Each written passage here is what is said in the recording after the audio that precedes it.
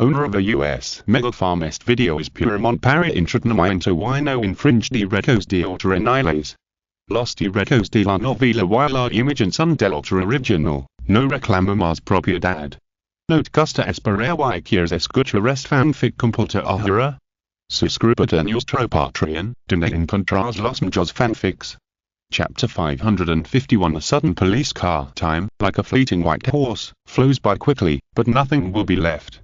In 2 days, the hurricane is still raging, and hundreds of thousands of people have been evacuated from their homes in southern Massachusetts.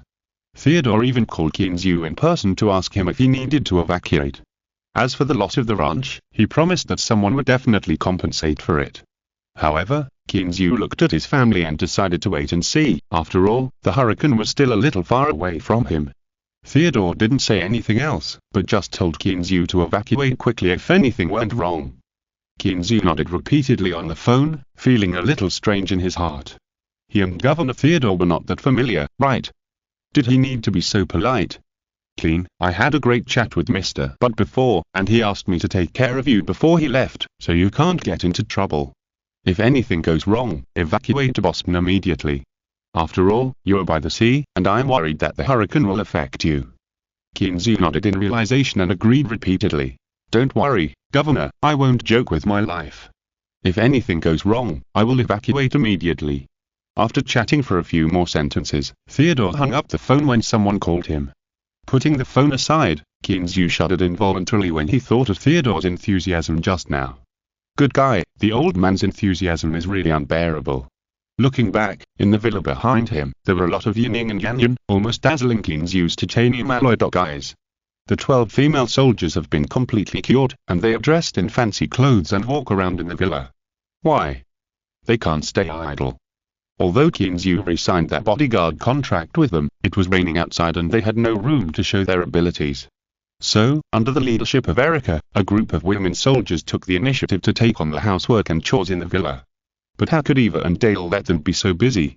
So the women argued over the sanitation of such a small place in the villa every day, which made Kinzu's head a little big. But he was very smart. The experience he learned from books or friends every day told him that he should never participate in the war between women.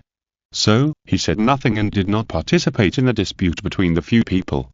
He held a small stool and hugged Shirley in a pink princess dress, hiding under the porch of the villa, playing games and enjoying the beautiful scenery in the ranch.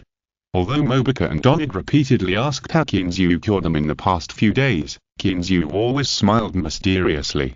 Finally, he saw that he could not fool them anymore, so he simply pushed all the credit to Chinese medicine. As time went by, not to mention the women who didn't know the truth, even he himself began to believe that he was a master of medicine who had not appeared in the world for a long time. Wow, what the ancestors said was true. If you tell a lie too many times, it will naturally become true. Just as Kinzu lowered his head and pondered, a loud siren suddenly came from the distance, and it was getting closer and closer. Not only that, even in the sky, there were 2 Apaches flying over his ranch in the rain. While he was wondering, Dale hurried out and whispered, "Boss, Mr. Stella is here and wants to borrow a road from the ranch." "Borrow a road? What do you mean?" Kinzu looked at Dale in confusion. Dale shrugged, "I don't know too much, but they have arrived at the gate to the ranch." "Then let them come in first and talk." Kinzu waved his hand, motioning Dale to answer. After a while, in Kinzu's surprised eyes, a line of 7 or 8 police cars drove over and stopped at the gate of the villa. Fuck, what kind of big case is this? How many police officers are there in Revere? Kinzu was full of doubt when he saw Stella getting out of the car and walking over. "Clean, we meet again." Stella greeted Kinzu with a big look on her face. "Stella, what are you doing?" Kinzu pointed at the helicopter in the sky and the long line of police cars parked in the rain. "Ah." Stella sighed, shook her head, and said, "We're just the first station, and the support from Boston is still on the way." Kinzu opened his mouth wide, his heart pounding. Could it be that a murderer escaped into the ranch? The more Kinzu thought about it, the more guilty he felt. He hurriedly asked, "What happened? Why are so many people dispatched?" "I don't know too much." Stella touched her wet hair and said, "I also received an order from my superiors to let us enter the Appalachian Mountains from here. Several big shots lost contact inside because of the hurricane." Hearing Stella say this, Kinzu was relieved and said with a smile, "This is really not good news." It's raining so hard, and I have to trouble you to find it. Who said it's not? Knowing there is a hurricane, you still run in here. If it weren't for the approximate location determined by satellite positioning, we would really be looking for a needle in a haystack. Stella's tone was full of complaints about these idle big shots. But Kinzu could understand that anyone who had to go into the mountains to look for people in this hurricane would be unhappy, right? How is it? Do you need my help? Kinzu asked politely. Stella shook her head, put on her white police hat, and said seriously, "Clean, we don't need your help for now. You just need to open the ranch to us. There will be more people coming in later. That's no problem. You can go as you please. I wish you good luck." Kinzu smiled and sent Stella out the door. After watching them get in the car, he took the white tiger back inside. If Kinzu hadn't stopped him just now, the white tiger would have jumped on it directly. Now it seems to be a little irritable. Eva watched the police car drive deep into the ranch, and couldn't help but ask curiously, "Clean, what are they going to do?" Kinzu leaned comfortably on the recline, gently stroking the big belly of the white tiger with one hand, and said with a smile, "Several big shots got lost in the mountains, and Stella and others are busy looking for them." "Are lost in the mountains on this day?" Eva shrugged and said with some emotion, "May God bless them." "Yeah, I can only wish God bless those big shots." Kinzu was a little gloating. Although he didn't know which senior official or rich man got lost in there, it didn't prevent him from watching the fun. Because he never had a good impression of those big shots, and often because of one person speaking out, everyone would suffer together. Thank you HH6464 for the reward and support. Thank you Langsy Brother for the reward of 500 starting coins. Thank you for the reward of 1000 book coins that was so handsome that it shocked the party central committee. And thank you book friends for your support for Leoun. Chapter 552. Lost as a stranger. The rain was still falling outside, and it seemed to be getting heavier. While Kinzu was talking to Eva under the porch, he heard the police siren again. This time, the siren did not hesitate, and whistled directly through Kinzu's ranch and rushed towards the mountains. Kinzu counted carefully. Wow, there were 12 more police cars. Adding the 8 just now, this time, just to find someone, 20 police cars were dispatched. Now, Kinzu became a little curious. Who could make the Americans so nervous? Could it be the president's daughter? Thinking of the woman who often appeared on TV recently, Kinzu shook his head and laughed.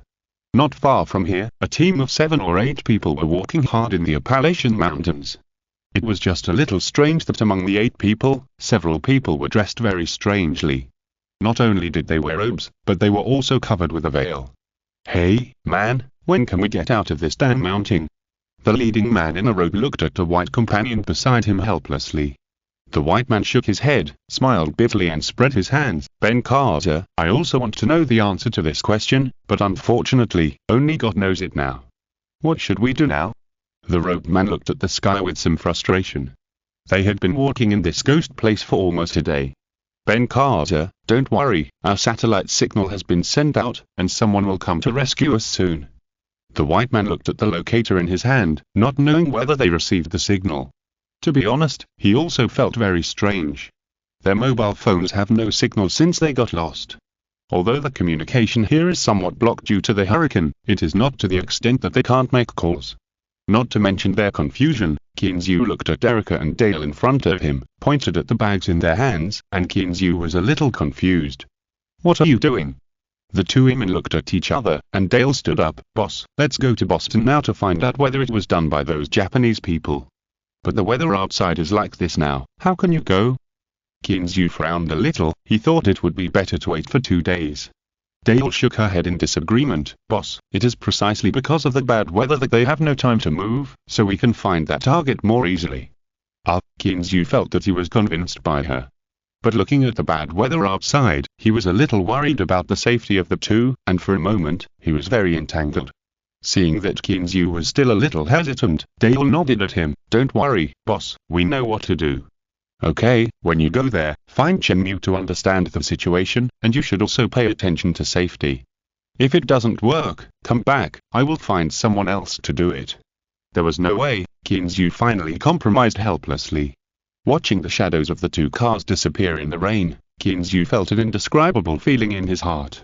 Although they are women, although they may not be born as strong as men. But they really took their words to heart, and that was enough. Clean, will my sister be okay?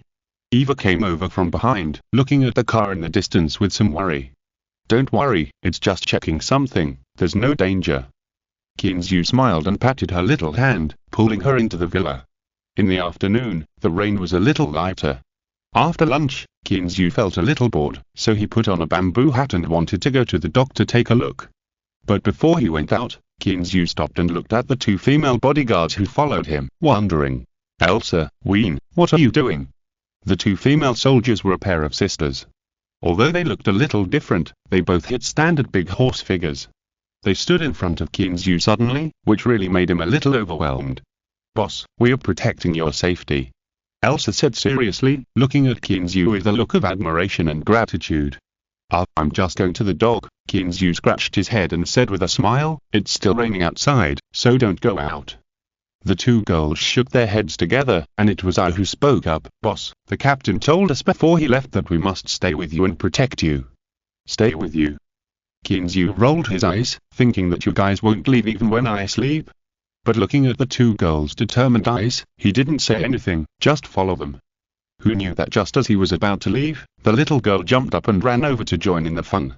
Uncle, Shirley wants to go out and play too. Shirley hasn't been out for a long time. Bending over, Kinzu picked up Shirley, who was waving her two white and tender hands, and said helplessly, I say, little girl, Uncle is going to do some serious work, what are you going to do? Shirley blinked her cute big eyes and asked curiously, Uncle, what are you doing? Can you take Shirley with you? Oh my god, Kinzu felt a few black lines popping up on his head again. Forget it, Uncle is afraid of you, can't Uncle take you with him? Shaking his head speechlessly, Kinzu held the little girl, took two female bodyguards, and a big tiger, and walked towards the dock. Oh, no, I forgot to mention the little guys following behind.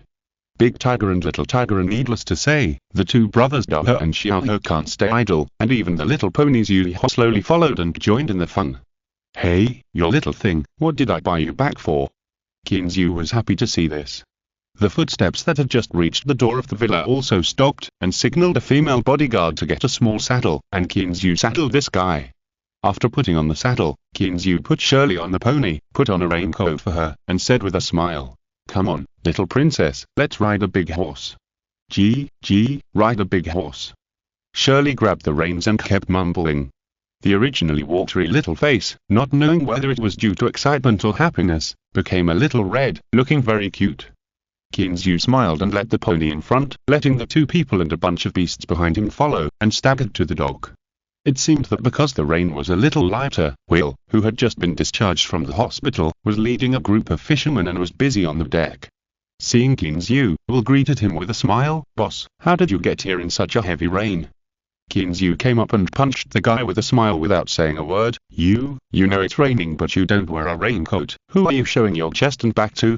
Are you trying to be a hooligan? Chapter 553 Prince. Ha, I'm used to it. It's inconvenient to do things wearing a raincoat. Will stroked his wet short hair, a little embarrassed, and glanced at Aya and Ween behind Kinzu. Aya and Ween didn't say anything, but the little girl made a face at Will and said in a childish voice, Uncle Will is shameless. He doesn't wear clothes outside. This sentence made Kinzu and Will laugh.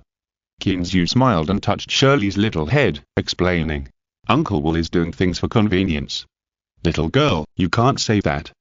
The little girl nodded as if she understood, and stroked her raincoat, wondering if she could wear it too. It was so uncomfortable. Kinzu chatted with Will for a few words, then he turned his eyes to the two fishing boats on the dock. The smile on his face was slightly restrained, and he asked, How were the two fishing boats? Are they seriously damaged? Will did not speak after hearing this, but sighed first, then took Kinzu and others to the side of the dock and pointed. Boss, look, not only the fishing boats, but also that docks, need to be rebuilt. Kinzu looked in the direction where Will pointed, and the gravity dock, which was originally made of bricks and stones, now had a big hole. What's going on? Kinzu was a little confused. Could it be that the hurricane also has a tearing function? Will pointed to the deck. No. 1 inch the sea again, and Kinzu realized that the fishing boat had sunk in the water. It was a miracle that it could remain unsunk now. Okay, what about the fishing boat? Kinzu covered his forehead. It seemed that the loss was really not small. Will shook his head. It's the same situation, but it's just a little lighter than this one. After all, it's smaller in size. Kinzu didn't say anything else. With his hands behind his back, he walked around the dog, and the more he looked, the more his heart ached. Sighing, Kinzu waved his hand. Forget it, go back, and wait until the guys from the insurance company come. When he was walking back with a few people, passing by the grove, the white tiger beside Kinzu suddenly arched his body and roared at the woods. Roar. With this roar, several little guys also shouted in the same way, and for a moment it felt a bit lively. What's going on? Kinzu looked at Aya and Ween, who blocked him behind him and took out their weapons, with some confusion. Boss, there seems to be someone over there. Ween pointed to the grove. After saying that, Ween took 2 steps forward carefully, hid behind an old man, and shouted inside. Who are you? Don't you know that this is private territory? Come out quickly, or we will shoot directly. Kinzu looked carefully at the calm grove, but found nothing. Just when he thought Ween had made a mistake, he heard a slightly hoarse voice, shouting excitedly. Oh, God, are we finally seeing people? Then, a group of 7 or 8 dirty people came out of the woods, and all the weapons in their hands were raised to their heads. Hey, man, we're lost tourists. We are sorry to accidentally break into your territory. We have no ill intentions. Looking at so many people on the other side, Aya was a little nervous, and put her hand into her mouth and whistled violently. Just when the other side was a little puzzled, 7 or 8 guns suddenly appeared around them pointing at them. Oh, God, we really have no ill intentions, we're really lost. Benzaka, who was wearing a robe, was about to cry, and hurriedly threw away all the weapons in his hands with his companions. Did he enter the lair of terrorists? The defense is so tight. At this time, the white man next to him threw down his weapons, tidied up his dirty clothes, and spoke again. Yes, man, we really have no ill intentions. I am Prince Hunter from the British Empire. Prince? Kinzu didn't hear anything else clearly, but he heard this sentence very clearly. Standing from behind Elsa, Kinzu looked up and down at the other party with some doubts. You said you were Prince Hunter. Man, did I hear it right? Hey, man, you heard it right. I'm indeed Prince Hunter, but I got lost in the mountains, so, the white man smiled awkwardly. Although he wanted to maintain the demeanor of a prince, he was not very graceful after walking in the wild for a day and a night. Kinzu looked at the other party with doubt, and quickly signaled the women around him to put down their weapons, then took out his mobile phone and searched for Prince Hunter's photo. It's true that Kinzu compared them and found that both the height and body shape were somewhat similar to the photo. It's just that the guy in front of him was a little too embarrassed. Okay, Prince Hunter, I'm sorry to disturb you, but I don't know how you could. As he spoke, Kinzu signaled the white tiger beside him to step aside, and he stepped forward a few steps and made a gesture of invitation. Hunter breathed a sigh of relief, as long as the other party didn't regard them as bandits and kill them. He looked at Benzaka and both shrugged helplessly.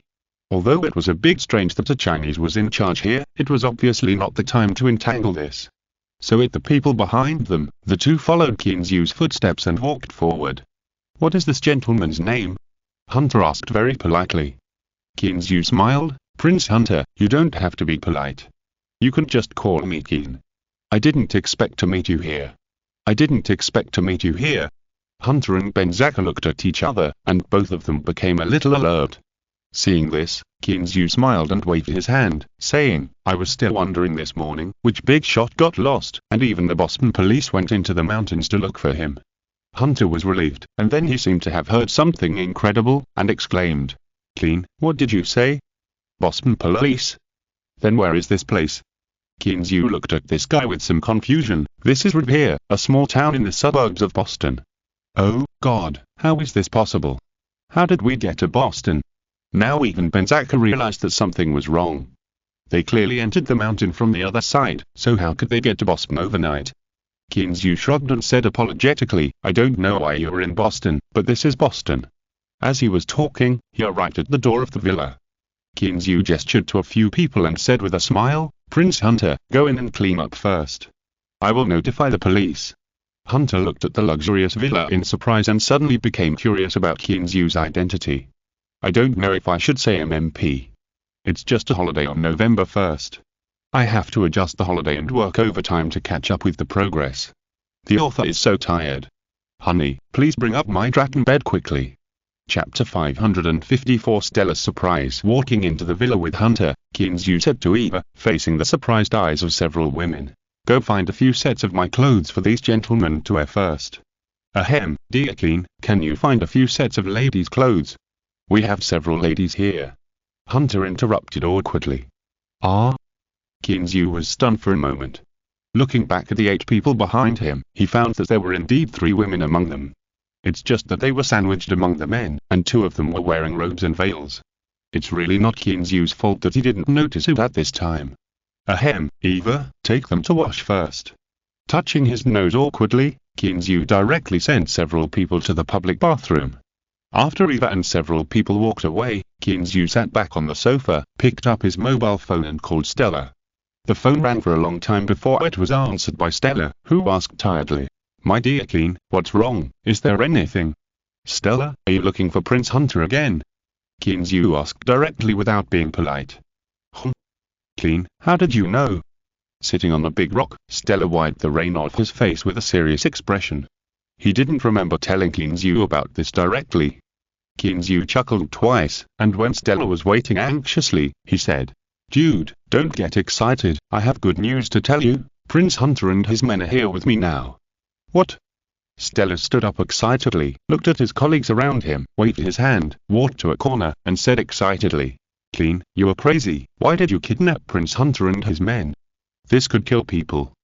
Listen to me, let them go quickly, and I will pretend that I didn't receive this call. Kinzu was sitting on the sofa in the villa, holding the phone in his hand, but the expression on his face was frozen there. What the hell? Kidnapped Prince Hunter by himself? Why did I kidnap him when I had nothing to do?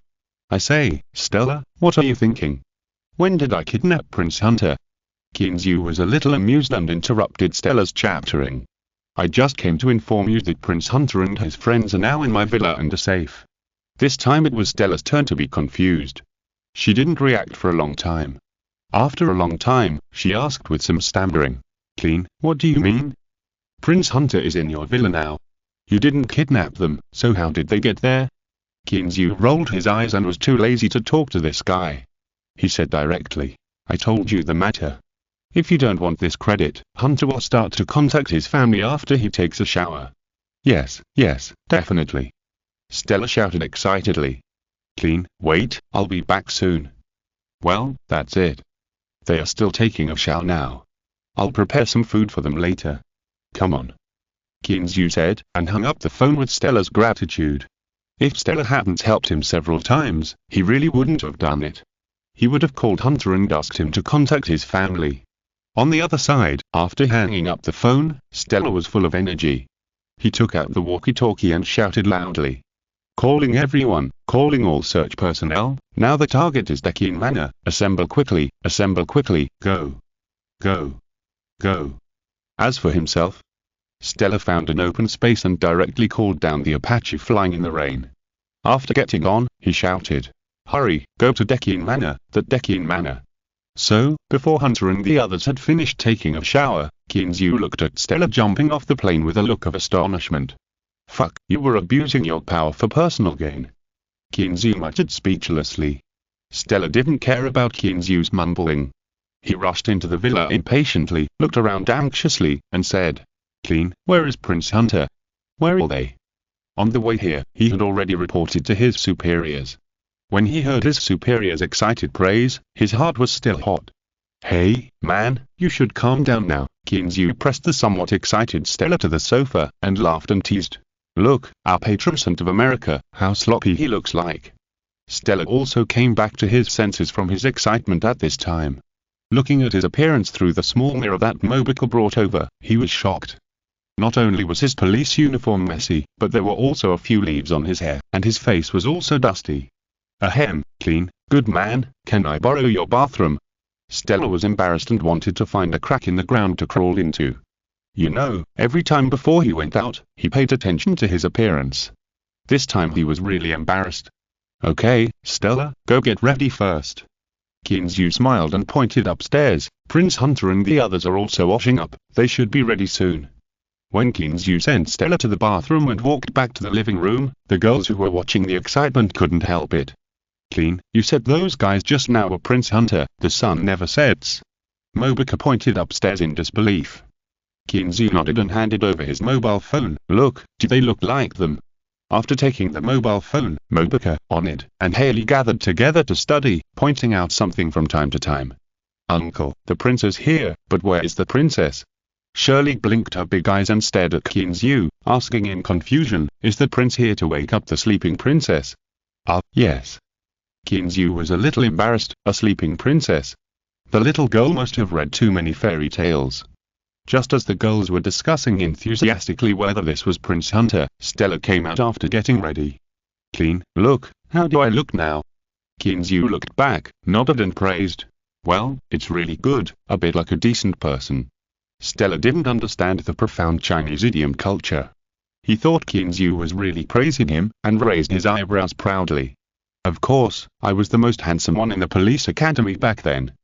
Kinzu rolled his eyes and pointed to the sofa. Come on, sit down, I think Prince Hunter will come out soon.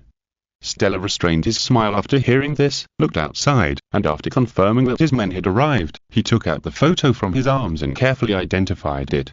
He didn't want to meet him later and still not be able to figure out which one was Prince Hunter. That was not a mistake an old policeman should make. Chapter 555 General Gary. Just as Kinzu and Stella were chatting casually, they heard footsteps coming from the stairs. The two turned around and saw Hunter and the man in the robe, wiping their wet hair while walking downstairs. At this moment, the man was not wearing his robe, but a set of Kinzu's casual clothes, which looked quite handsome. As for Hunter, well, Kinzu said he didn't want to see this guy. MMP, this is too unfair. Kinzu muttered a little depressed. He didn't expect that this guy was not only more powerful than him, but also so handsome. The same set of clothes, worn by Kinzu and Hunter, actually showed two different styles. Hunter, who had just come downstairs, was a little embarrassed by the gazes of the crowd. He looked himself up and down, and after making sure that he was not being rude, he coughed twice and asked, Clean, who is this? Kinzu came to his senses after hearing this, and stood up with a smile, saying, Prince Hunter, let me introduce you. This is the chief of the Revere Police Department, Mr. Stella. He was the one who led the team to look for you in this area just now. Hearing that it was the policeman who was looking for him, Hunter shook hands with Stella very politely and thanked him. However, this attitude was completely different from when he faced Kinzu. When facing Kinzu, Hunter was polite and close, and regarded Kinzu as a person of the same type. When facing Stella, he was completely the official routine attitude, neither distant nor close. After exchanging a few greetings, Hunter turned around and said, Clean, can I borrow your cell phone? I'm going to call home. Kinzu smiled and handed over his cell phone. It's my mistake. Come on, Prince Hunter, report to your family first. Hunter took the phone with a smile and said nothing more. Sometimes, everyone understands these things, and it would be bad to talk about them. When Hunter contacted his family, Kinzu's villa welcomed another familiar guest. Director Nelson, why are you here? Kinzu looked at the visitor in surprise. Nelson greeted Stella first, then smiled and said, I'm the leader of the Boston Police Department this time. Then, Nelson looked at Prince Hunter and said with a smile, This is Prince Hunter, I'm Nelson from the Boston Police Department. The chief was very worried when he heard that you lost contact, so he asked me to come here as soon as possible. Hunter nodded suddenly, and thanked with a smile. I'm really sorry. I wanted to go out with a few friends, but who knew that we would encounter a hurricane by chance, which made everyone worried. The few people exchanged greetings for a while, and the people upstairs also came down one after another. Hunter introduced them to each other. However, what puzzled Kinzu was that although Hunter was a prince, the others did not seem to care too much about his identity. Especially the young man named Ben Carter, who talked and laughed with Hunter from time to time, and it was obvious that they had a close relationship. Just because they were not familiar with each other, since Hunter did not introduce the identities of the few people, Kinzu did not ask more questions, just sat by and listened, occasionally interjecting a few words. On the contrary, those women, although they changed their clothes and no longer wore white robes, they still wrapped themselves tightly, and their faces were still covered with the layer of veil, which made Kinzu feel a little annoyed. What era is it now? There are still such particular people. And judging from the expressions of Hunter and others, they seemed to be accustomed to it and were not surprised at all. After a few people chatted for a while, Kinzu's ranch was invaded again. This time it was even more ruthless. More than a dozen Apaches landed directly in Kinzu's ranch, and 30 or 40 American soldiers with live ammunition directly surrounded the villa. Finally, a middle-aged white man in a general's uniform, with several major and lieutenant colonels, broke into the villa directly. "Your Highnesses, you made it difficult for us to find you." After entering the door, the general smiled bitterly and looked at Hunter and others, leaving Nelson and Stella beside him, including Kinzu, the host, aside. "I'm really sorry, General Gary, for making you worry." Hunter smiled apologetically, his attitude was humble but respectful.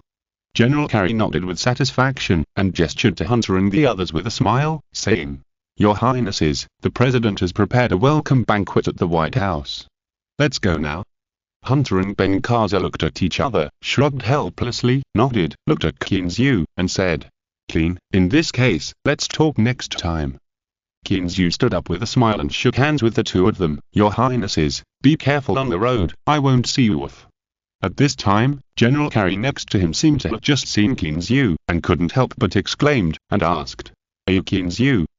Kinzu raised his eyebrows when he heard this. "Does this general know me?" Hearing this, General Carey smiled and stretched out his hand and said, "Mr. Clean, the rancher? Are there a few people in the United States who don't know you?" Kinzu was a little embarrassed. Why did the tone sound so teasing? But since he was so polite, Kinzu couldn't be rude. He smiled and shook hands with him, then watched them get on the helicopter. From beginning to end, General Carey ignored the two police chiefs, Stella and Nelson, which made them look unhappy. "Damn it, I worked so hard to help you find someone, but you didn't even say a word. You were too much of a bully, right?" It was about to explode, but after receiving a phone call, the two happily took a group of police officers and drove away in a small car, leaving Kinzu standing there stupidly. "Fuck, these guys are too disloyal, aren't they?" Kinzu was a little crazy. Needless to say, these two guys must have gone back to claim the reward. After a long time, those who completed the task, and those who claimed the reward. He worked so hard and lost 8 sets of clothes, but in the end he got nothing. However, everything happened too fast. When it was over, he was left standing alone under the porch. Oh no, there is a big tiger accompanying him too. Kinzu kicked the white tiger next to him in frustration, muttering in his heart, "Why didn't you just pounce on them just now? You scared those bastards to death." The white tiger moved his body and looked at his unscrupulous master with some frustration. "Why did he always take it out on himself? You didn't even wash it for me when it got dirty." After entering the villa, Kinzu found that several women looked at him strangely. Especially Haley, it was as if she had discovered some new world. She kept staring at him. "Thank you Xia for the 388 book coins reward. Thank you to the Torn Heart for the 200 book coins reward. Thank you all for your support." Finally, "Brother Honey, how do you know everything? It seems that you have experienced it all." Si est escuchando esta novela en un canal distinto a mundo fanfic novelas, significat lo descarga and y subir en sinisfuerzos invitamos cordialmente a visitar nuestro canal. Mundo fanfic novelas all encontrás la versión original de esta historia y podrás explorar muchas otras novelas de diversos narradores. Te esperamos para sumergirte en un mundo de novelas incredibles. Chapter 556 Compensation. Clean, I didn't expect that you were so famous that even the general knows you. Haley licked her lips and looked at Kinzu in disbelief, as if she had underestimated him. Can I say I don't know him? Kinzu shrugged. He was really confused. When did he become so famous? TSK. Several women looked at him with contempt. If you don't want to say it, don't say it. Kinzu wanted to cry but had no tears. I really don't know him. The people from the insurance company came faster than Kinzu thought. Just when Kinzu got up the next day, he received their call. "Okay, you guys come in directly." After hanging up the phone, Kinzu yawned, looked at the still rainy weather outside, and sighed helplessly. When will this thing end? It's almost moldy. After getting up and washing up, Kinzu just went downstairs, and 2 Mercedes-Benz cars stopped at the door. 5 or 6 foreigners walked in under the leadership of Elsa. "Boss, the people are here." I looked at Kinzu respectfully. "Okay, go ahead and do your work. I'll be here." Kinzu waved his hand. For some reason, he always felt that the eyes of these female bodyguards were a little fanatical when they looked at him. Shaking his head, getting rid of these messy thoughts, Kinzu looked at the white people in front of him and gestured with a smile. You are from Carl's company, right? Please take a seat. The middle-aged white man who led the group stretched out his hand with a bitter face and shook hands with Kinzu. Hello, Mr. Clean, I am Carl Francis, the general manager of Carl Insurance Company. Kinzu nodded, and after everyone sat down, he spoke. Mr. Carl, I wonder how you drafted the specific compensation plan. Hearing this, Carl took out a thick document from his briefcase and handed it over. Mr. Clean, take a look first. Kinzu took the document without saying a word and looked through it carefully. In this new document, the compensation for the lost cattle and sheep has not changed. The loss of some buildings, cattle and sheep, and the maintenance costs of the docks add up to a total of $100 million. Although it seems a lot, it just meets Kinzu's expectations. Thinking about the lost cattle and sheep, the buildings that need to be renovated, and the sprinkler equipment that has been lost, Kinzu felt distressed. That's all money. However, seeing the compensation for the fishery, Kinzu felt much more comfortable. The compensation price was raised from $10 million to $30 million. After secretly calculating in his mind, although there are not many fish on the near seaside of the fishery, there are still many sea fish on the far seaside. He only needs to take out $10 million to buy some fish fry, and the remaining $20 million is pure profit. Nodding, Kinzu handed the document back to Carl and said, Okay, Manager Carl, I'm basically satisfied with these, let's do it this way. Hearing this, Carl felt a little relieved and forced a smile and said, Mr. Clean, in this case, just sign this document. Starting tomorrow, the compensation will be deposited into your account one after another. Kinzu did not hesitate, picked up the pen and signed his name in the places Carl indicated. After putting away the pen, Kinzu smiled and stretched out his hand, saying, Manager Carl, happy cooperation. Carl's face froze, revealing a smile that was more embarrassing than crying, and shook hands with Kinzu. Mr. Clean, happy cooperation, happy cooperation. After the insurance company's group walked away, Kinzu laughed out loud. How can I describe that feeling? It's like you have been paying money, giving money to others, but suddenly one day, they give you all the principal and interest, and they even give you a lot of money. That feeling is very refreshing. Eva covered her face beside him, unable to bear to look at Kinzu's current state. It was obviously his own manner that was hit by the disaster, but why did he feel like he had gotten a great deal? Kinzu did not explain these problems to him, but took out his phone and called Once. When the call was connected, Once's extremely enthusiastic voice came out of the microphone. Hi, my dear Clean, are you going to start renovating the ranch?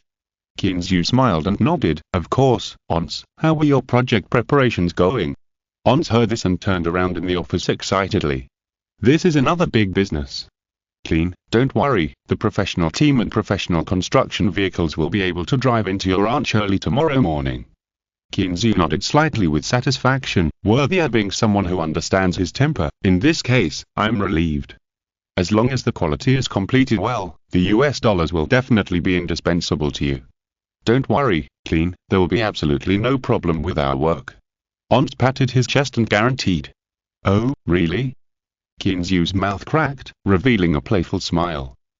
Ahem, Clean, you have to know that this is a strong hurricane, which cannot be resisted by human power. Once was a little embarrassed. This boast was a bit too much. Ha, okay, I know this has nothing to do with you, but you also understand my requirements. Complete the work as soon as possible with guaranteed quality and quantity. After hanging up the phone, Kinzu thought of the big fish tank that he had been building from the beginning, and hurried to take a look. Don't say it, the things left by our ancestors are real. Even though it has been flooded, the small bridge and corridor on the lake is still supporting it firmly. The pavilion was affected and the whole thing has tilted. I wanted to call in you and ask them to hurry up with the construction, but after looking at the weather, I decided to forget it and let the workers rest for 2 more days. Back to the villa, I hugged Shirley for a while before being rejected by the little girl. Uncle, I want to go play with Dahu and Xiao. Shirley looked at Kinzu with a pitiful face, wanting to find her friends. But Kinzu looked at the 4 little guys playing happily at the door and scratched his head. Little girl, it's still raining outside. But, I just want to play with Dahu. The little girl continued to look at Kinzu pitifully. Kinzu had no choice but to carry the little girl out and shout a few times at the little guys playing happily in the distance. But they were having fun now, chasing each other, and ignored Kinzu at all. Only Daha was relatively obedient, standing still and looking over here, but before Kinzu was happy, this guy was pounced by Xiaohe and immediately ignored Kinzu again. Hey, little girl, let's go play with Bayu, okay? Kinzu rolled his eyes and cast his gaze on Bayu under the pergola. Ahem, well, forgive Liu for his low IQ, just treat it as a Black Hawk helicopter. Chapter 557 Lost. Unexpectedly, the little girl pouted her lips and said with a look of disgust, "White tiger is not fun, you can't even hold it." Well, the white tiger said that it was hurt. Is it my fault that it grew big? In the end, Kinzu had no choice but to leave the lazy Zuli over and take the little girl to ride a horse under the porch, which dispelled the little girl's resentment. Shirley was happy, but Kinzu was miserable. When will the rain stop? Staying in the villa all day is really going to mold. Kinzu received a call from Dale just after eating the authentic French meal made by Wayne in the evening. "Boss, we have confirmed the news. The things were indeed taken away by a group of Japanese people." Although Dale's tone was very calm, Kinzu knew that this was just a manifestation of her suppressed anger. "Don't be impulsive, Dale, where are you now? Are you safe?" Kinzu's concerned tone made Dale feel relieved. She smiled and said, "Boss, don't worry. We're watching them in New York now. With their skills, they can't find them." New York? Why did they go to New York? Kinzu felt that something was wrong, but he couldn't remember it. "I don't know. It seems that they just arrived in New York today." Dale was a little confused, but then smiled and said, "I guess they're afraid that we will find them in Boston. It's a little unsafe, right?" Kinzu heard it and nodded in agreement. "It's possible. Boss, do you want to do it? We're sure we can get the things out." Dale asked tentatively. Kinzu thought about it for a while, then shook his head and said, "Don't alert the enemy first, wait and see the situation, I will call a few people to help you." Dale agreed with some disappointment, but thinking that Kinzu was also considering their safety, she didn't insist. After hanging up the phone, Kinzu always felt as if he had overlooked something, but he couldn't think of it. He scratched his hair in annoyance, looked at Mobica and Donald beside him, hooked his finger at them, and went upstairs. The two blushed slightly, and under Eva's slightly teasing eyes, they hurried upstairs. Haley didn't react for a while, and asked curiously, "Sister Eva, what are they doing?" Eva smiled mysteriously and said, "They are going to do what they love to do." Haley was not a stupid girl after all. She was stunned for a moment, then reacted suddenly. Her face turned red, and she said angrily, "Gay, how could they do this? It's not even dark yet. Sister Eva, where are Uncle and the others going? Why don't they take Shirley with them?" The little girl asked a little aggrievedly. "Did Shirley make Uncle angry, so he doesn't want Shirley anymore?" Seeing that the little girl's golden beams were about to fall, Eva immediately panicked, and didn't bother to joke with Haley, and hurried to comfort her. "Shirley, be good, Uncle is going upstairs to discuss work. Shirley is so cute, how could Uncle not want Shirley?" "Really? Doesn't Uncle want Shirley?" The little girl pursed her lips, as if the accumulated golden beams would surge out as long as she was dissatisfied with Eva's answer. "Definitely not, Shirley, you have to believe me. When has I ever lied to you?" While Eva was comforting the little girl, she cursed Kinzu in her heart. Can't this guy be patient and wait until Shirley falls asleep before being impatient? Fortunately, there is a Haley downstairs, and there is also Heidi, who has been inseparable from Haley recently.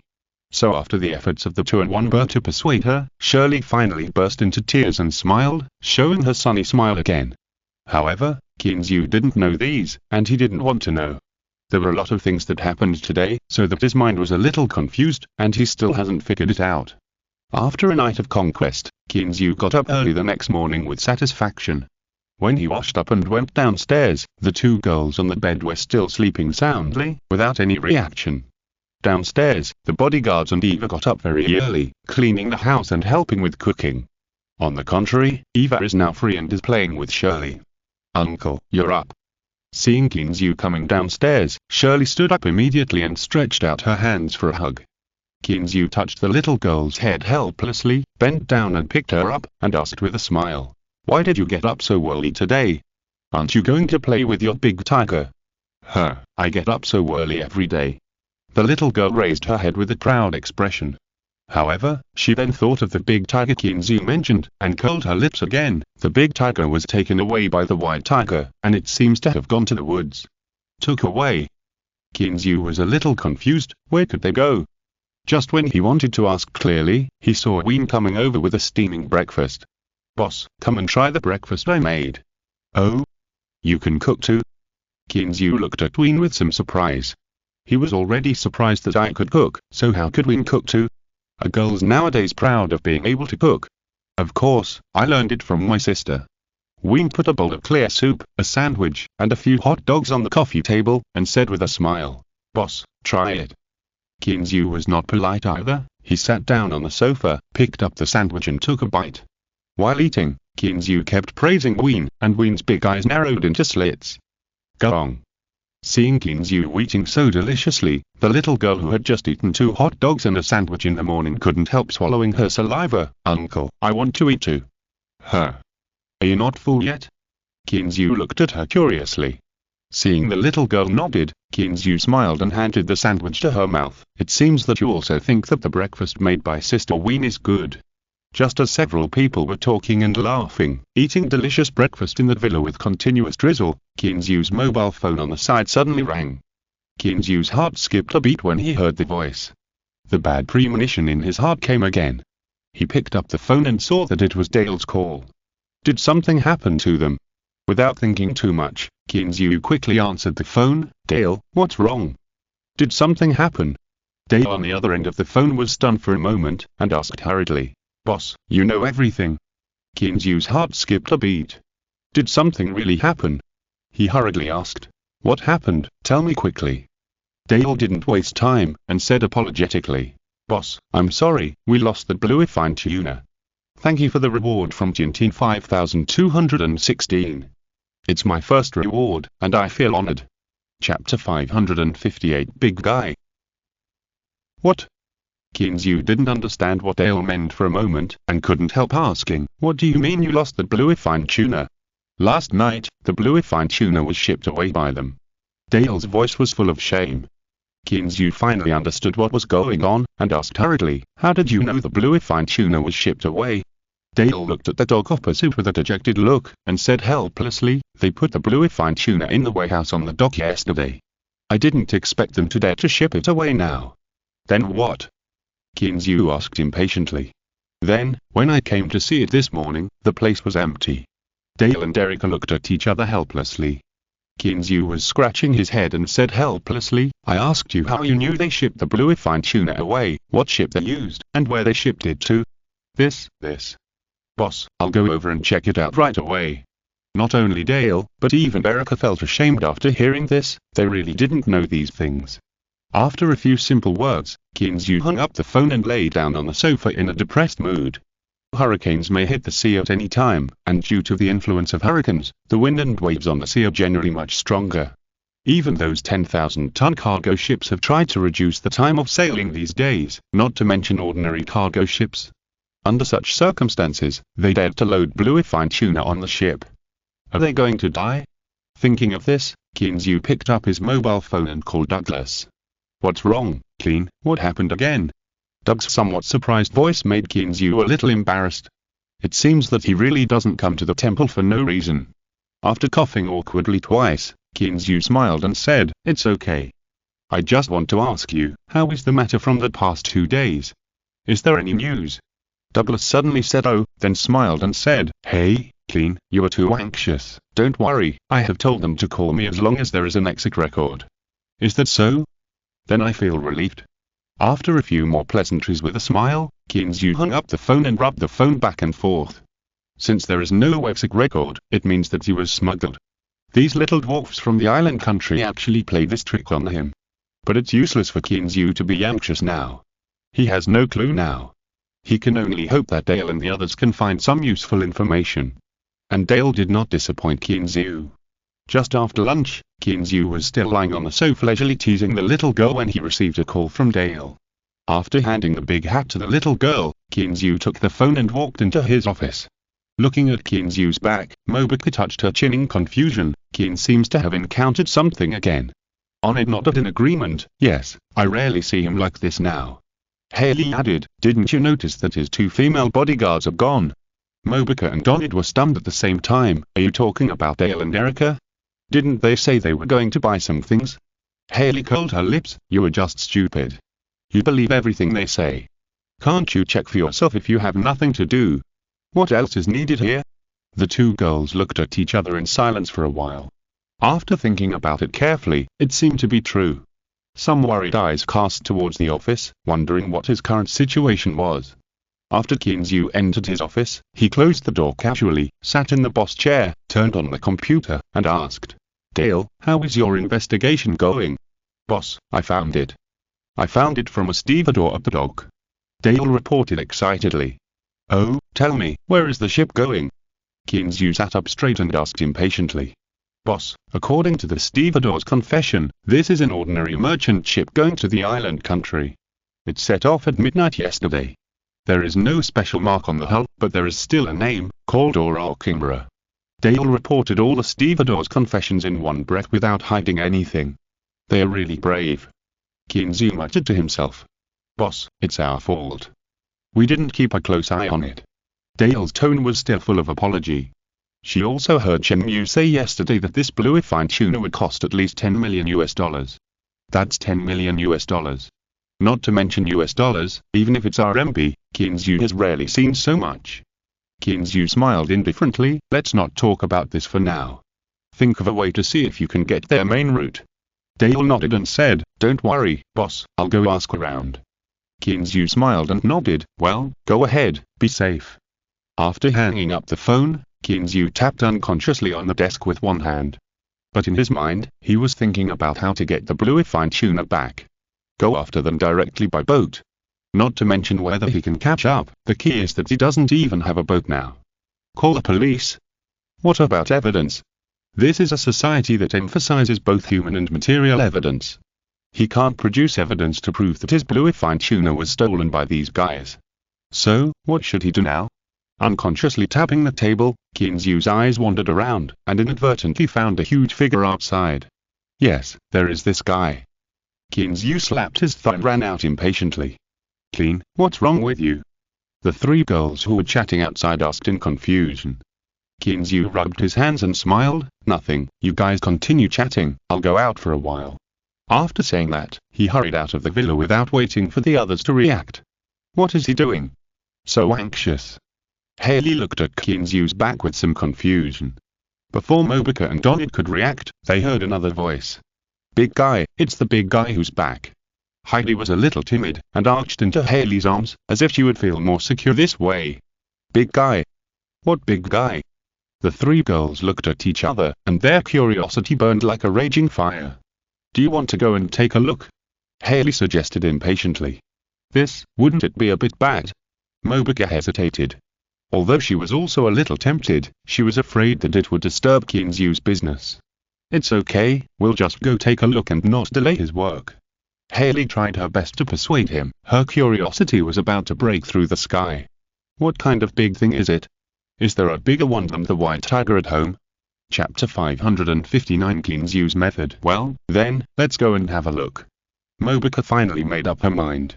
Her curiosity was not much less than that of her good sisters. The three women reached a consensus, looked at each other, and decisively stood up and followed him out. However, as soon as they went out, two of the three regretted it. How could it be this big guy? Mobuka covered her mouth and almost screamed. Looking at the cylindrical object at the door, her calves felt a little weak. Oh my god, what kind of monster is this, a python? Onid beside her screamed directly. Unlike Mobuka, she had seen cheese before. Now she was lucky not to faint when she saw such a big guy. Haley, who usually seemed to have more tear glands, did not feel too uncomfortable after seeing cheese. Instead, she looked at Kinzu with stars in her eyes. Handsome, so handsome. Well, that's right, cheese is back. Now he is lying at the door of the villa, and Kinzu is stroking his big head. Kinzu turned around after hearing the voice behind him, and saw Mobuka and Donit who were about to collapse. He touched his forehead speechlessly. This guy, how could he be so timid? He waved to Cheese, indicating that he should wait for him at the beach. Kinzu turned around and wanted to go to the villa. Who knew that before he took 2 steps, the road ahead was blocked by someone? Oh no, it was blocked by a python head. Cheese shook his big head and spit out a shiny diamond-like thing from his mouth, then flicked his tail and went to the beach. Huh. What is this? Kinzu picked up the crystal on the ground curiously and took a look at it in his hand. What caught his eye was a light yellow crystal. He didn't know what material the crystal was made of. Kinzu tried to pinch it, but there was no reaction. And there seemed to be a breath of life twisting inside the crystal. Shaking his head, Kinzu felt a little funny. Maybe he really overworked last night. After putting the crystal into his pocket, Kinzu came to the door of the villa and said with a smile, "What's wrong? You've seen it all, why are you still so scared?" Who is scared?" Seeing Cheese walking away, Mobika returned to his carefree personality, wrinkled his nose in dissatisfaction, and snorted. "Look at what you have raised, a tiger and a python. What if something happens one day?" Kinzu smiled and scratched Mobika's little nose. "Don't worry, I know what I'm doing." Mobika was about to say something else, but Haley pushed him aside and asked anxiously, "Clean, tell me quickly, how did you make the python so obedient?" "Huh?" Kinzu looked at Haley's eager look, a smile appeared on the corner of his mouth, and he gently uttered 2 words. "Secret." After that, regardless of her stunned look, he supported Onid, who was a little scared, and walked into the villa. Ah. Haley shook Mobika beside her in frustration. What did that bastard just say? Keep it a secret. Mobika was confused by Haley's 2 sudden attacks, and said helplessly, "Isn't it just a secret? Do you have to keep it a secret?" Around 3 o'clock in the afternoon, Kinzu was studying the nautical chart in the office, and finally received a call from Dale. "Boss, we found out. We contacted a sister in the army. Through the surveillance video of the Coast Guard, we have determined the route of Orochimaru." "Really? Where are they now?" Kinzu asked with some surprise. He didn't expect Dale to be able to find it. "They have just left the territorial waters of the United States. The current longitude and latitude are 113, 189, and they are heading from the Atlantic Ocean to the Pacific Ocean." At this point, Dale paused for a moment and said apologetically, "Although the surveillance can determine their general direction, the specific destination is still unknown." "It's okay, Dale, you have done a great job, and I will remember your efforts." Kinzu was really touched now. These were not the obligations that a bodyguard should fulfill, because they were only responsible for protecting Kinzu's safety. But now, they not only did it, but also tried their best to do their best. Kinzu believed that although they contacted comrades in arms, they also had a lot of personal relationships involved. How did that saying go? The debt of favor is the most difficult debt to repay in this world. Shaking his head, Kinzu put away his mobile phone, and his eyes unconsciously wandered around the room. The reason why he was so calm was because Kinzu found that his vision sharing skill could be upgraded again. Yes, it didn't take long after reaching LV2 for vision sharing to be upgraded again. Although he felt a little distressed, Kinzu did not hesitate to spend 1 million points to upgrade the vision sharing to LV3. The reason why Kinzu rarely used Cheese's ability was because the damn vision sharing had a time limit. However, after upgrading to LV3 vision sharing, there are not so many restrictions, and you can switch the vision freely as you like. So, Kinzu decided that tonight, it was time for Cheese to show his skills. Kinzu spent the rest of the time very peacefully, staying in the office, studying the differences between longitude and latitude and the small map of his system. Until the evening, after dinner, Kinzu changed into new clothes and walked out of the villa accompanied by Elsa and Evelyn. In a room on the 2nd floor, 4 women stood at the window, their eyes following Kinzu all the time. "Will he be okay?" Onid asked a little nervously. "Don't worry, with I and Ween protecting him, he should be fine." Eva smiled and comforted. "Besides, didn't he say that he was just going to discuss a business with others, not to fight and kill? What can be the problem?" The other 3 girls heard this, although they were still worried, but they were much better than before. Eva breathed a sigh of relief and looked at the figure that disappeared in the night with a dim gaze. Only these 3 silly girls would believe that he was carrying a gun and driving a boat to discuss business in the middle of the night. However, as the oldest among the few, Eva not only couldn't expose Kinzu, but also had to find ways to comfort the girls. She could only pray silently in her heart, praying that Kinzu could return safely and make this family more lively. Kinzu and the other 2 came to the dock, and Will had been waiting here for a long time. "Boss, shall we go now?" Kinzu nodded, got on the tuna fishing boat and asked, "How is it? Is the boat okay?" Will patted his chest and assured, "Boss, don't worry, there is absolutely no problem with this boat. It has been fully overhauled. As long as there is enough fuel, it will be no problem to travel around the Earth." Cough cough, updating is a disease and must be cured. Chapter 560. Disappearing target. Kinzu nodded, looked at all with satisfaction, and said, "That's good, let's go." Will agreed, went directly into the cockpit, started the tuna fishing boat, turned around at the dock, and drove directly to the target area. During the whole process, the dock was quiet, and no one came out. In order to avoid trouble at night, Kinzu simply gave all the fishermen a holiday, leaving Will alone to follow him. The night was hazy, and there was not a single star in the vast night sky. Affected by the hurricane, the wind and waves on the sea were a bit urgent. Will carefully controlled the tuna fishing boat and shuttled through the wind and waves. Kinzu had no choice. He could have directly controlled Cheese to rush over, but thinking of the bluefin tuna on the boat, he was a little scratching his head. He was willing to destroy the bluefin tuna directly, but, in that case, his own Western restaurant would have to wait for closure. The advertisement had been running for such a long time that some gluttons were impatient. If he said that there was no stock at this time, wouldn't he be overwhelmed by their anger? Thinking of this, Kinzu felt helpless and had to let Will drive the fishing boat to follow. I believe that with Will's skills, there should be no problem in this offshore area. Seeing that the fishing boat was getting farther and farther away from the shore, Kinzu turned his head and told Aya and Ween, "After arriving at the destination, you just wait there, and don't come to call me, I'll sleep for a while." Aya and Ween looked at each other, nodded in confusion, and watched Kinzu walk into the bedroom. Back in the bedroom, Kinzu lay on the soft Simmons bed, took out his mobile phone and called Dale again. "Dale, where is the target now?" Dale, who was far away in a hotel in New York, looked at the news she had just received on her computer and reported, "Boss, the target's current latitude and longitude is 238, 432, and it is sailing at a constant speed." Kinzu heard this, looked at the location on his computer, and nodded slightly. "Well, I know, leave it to me, you guys come back early tomorrow." "Boss, otherwise I'll find some connections, I have comrades serving in the Navy, I should be able to stop them myself," Dale suggested with some concern. She didn't think Kinzu had any good ideas.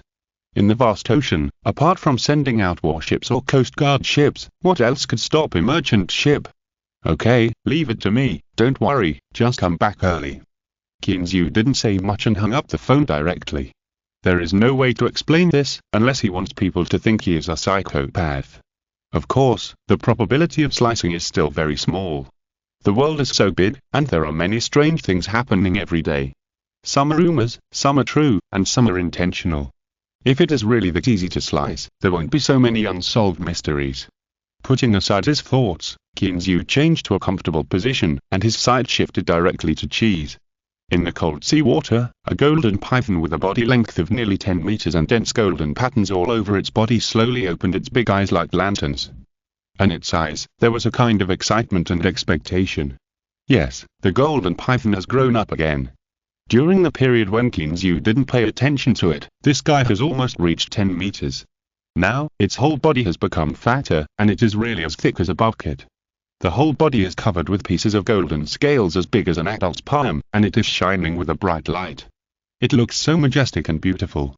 Kinzu couldn't figure out what happened during this period, but it seemed that all this started after the mysterious dream that day. Shaking the big head like a millstone, Kinzu's flickering eyes looked to their side. There was also a dark black sea python with a body length of more than 8 meters. This was one of the 2 sea pythons on the seabed. I didn't expect it to grow so big after not seeing it for a while. Although it was not as thick as Cheese, it looked more slender, and its body was covered with dense black patterns, which made it look more beautiful. The only thing that remained unchanged was its increasingly respectful attitude. When facing Kinzu, its head was always lowered. With a slight flick of his tail, Kinzu led the big guy who followed closely and quickly rushed towards the target sea area along the seabed. After sailing for more than an hour, the tuna fishing boat also arrived at the sea area designated by Kinzu. The wind and waves in this sea area are not very strong, and it is not far from the coastline, but it is the closest place to the target route. After slowly reducing the speed, Will left the cockpit and came to the cabin. Looking at the 2 female bodyguards waiting quietly in the living room, he said politely, "Elsa, where is the boss?" "We have arrived at the target area." Elsa stood up, glanced at the bedroom, and shrugged helplessly. "Mr. Will, the boss said he would sleep for a while, and asked us to wait after we arrived at the target area." "Okay, then I will go to anchor the boat." Will nodded, and did not ask any more questions. He had no curiosity about what Kinzu did. The clock in the living room kept ticking. When the hour hand pointed to 12 o'clock, Kinzu compared the small map in his mind and finally arrived at the longitude and latitude specified by Dale. The seawater here is already very deep, with a depth of 700 or 800 meters. When Kinzu came here, he did not dare to dive too deep, but he did not dare to stay exposed on the water, so he was always swimming more than 100 meters below the sea surface. After arriving at the destination, Kinzu slowly floated out of the sea with a somewhat tired sea snake. As expected, there was no trace of Orokimura on the sea, only the waves occasionally hitting the sea surface. Kinzu was not disappointed. This was what he expected. After all, the fishing boat was not waiting for him here. After identifying the direction, Kinzu shook his big tail and rushed in that direction. But to Kinzu's surprise, after swimming in the direction of the target for more than 10 minutes, he still found nothing. On the sea, the waves were still so turbulent, but there was no shadow of a ship. Kinzu stood up in disbelief and scanned the surroundings, but there was still no shadow of the target in the snake's eyes. No way. Did Dale and the others make a mistake, or did I not locate it accurately? Kinzu muttered a little depressed, then focused his eyes on the small map in his mind and began to compare it carefully. Visually, cold medicine can't cure it. Ahem. Chapter 561. The Sinking of Orokimura. After a careful comparison, Kinzu was even more confused. The location was correct. Even if there was a deviation, it shouldn't be so much.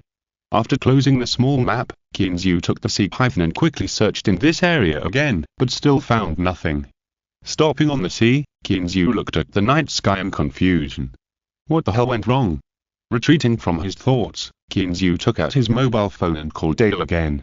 Dale, are you sure there is no problem with your positioning? Kinzu said in a depressed tone. Let me see. Dale was a little confused. After hanging up the phone, she hurriedly compared the map and the location to confirm, and asked Erica to call her friend to confirm.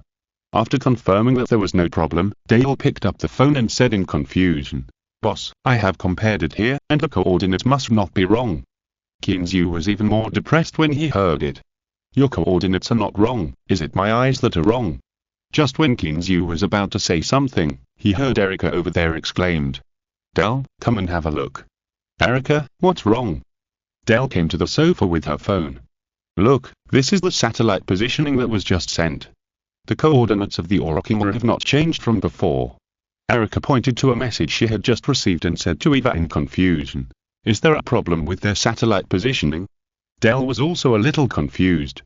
"Is there really a problem with the coordinates?" Kinzu didn't hear it very clearly here, so she asked hurriedly, "What did you say? Is there a problem with the positioning?" Dale hesitated a little. She didn't understand the current situation now, so she had to say, "Boss, at present, it seems to be like this. The coordinates of the Orokimura have not changed. If there is no problem with the Orokimura, then there is a problem with the satellite on the Coast Guard side." Kinzu rolled his eyes in frustration. His feelings really had a problem. After hanging up the phone, Kinzu touched his chin and pondered. What Dale said just now made him vaguely think of something, but he was not sure. Basically, the probability of problems with the satellites of the Coast Guard is not too high. After all, they have to monitor the entire American waters. Then the problem is likely to be the Orokimura. What kind of problem will Orokimura have that will cause the satellite coordinates not to change? Is this guy so unlucky? Kinzu suddenly became excited, and he felt that his guess might be true. Thinking back, Kinzu did not greet the sea python next to him, and dived into the seabed and swam quickly to the deep sea. Although Kinzu is now very fast, diving to the seabed is not a joke after all, so his speed is not very fast. It took Kinzu 2 or 3 minutes to dive to the seabed of 700 or 800 meters deep. Kinzu slowly turned around the rocky seabed and carefully observed every corner. In the Atlantic Ocean, which is generally 3,000 or 4,000 meters deep, a depth of 700 or 800 meters can only be considered average, and cannot be said to be deep sea. Therefore, the scenery on the seabed is not much different from that in Kinzu's fishing ground, with various coral reefs and various sea fish that seem to be inexhaustible. Although this place is very common for Kinzu, a guy of Kinzu's size is rare for the sea fish in this sea area. So wherever Kinzu passed, they all retreated, fearing that they would be taken as snacks. Even a great white shark more than 3 meters long not far away, after seeing Kinzu's size, was a little discouraged. However, it is still hesitating now. After all, this sea area can be said to be its territory. If it runs away in such a shameful way, it seems a bit embarrassing, right? Just as it was hesitating, Kinzu searched for a long time without success, and became a little angry. With his tail, he whipped the coral reef next to him and flew dozens of meters away, scaring the great white shark to flee immediately. When the great white shark moved, Kinzu also discovered this big guy known as the Overlord of the Sea. He was so angry that he chased after it without thinking. The great white shark, which had just run for a while, found something wrong behind it. When it turned around, it met Kinzu's cold eyes. It was frightened and sped up a bit. Just as the great white shark was swimming faster, it suddenly felt a blackness in front of its eyes. A black tail directly whipped its back.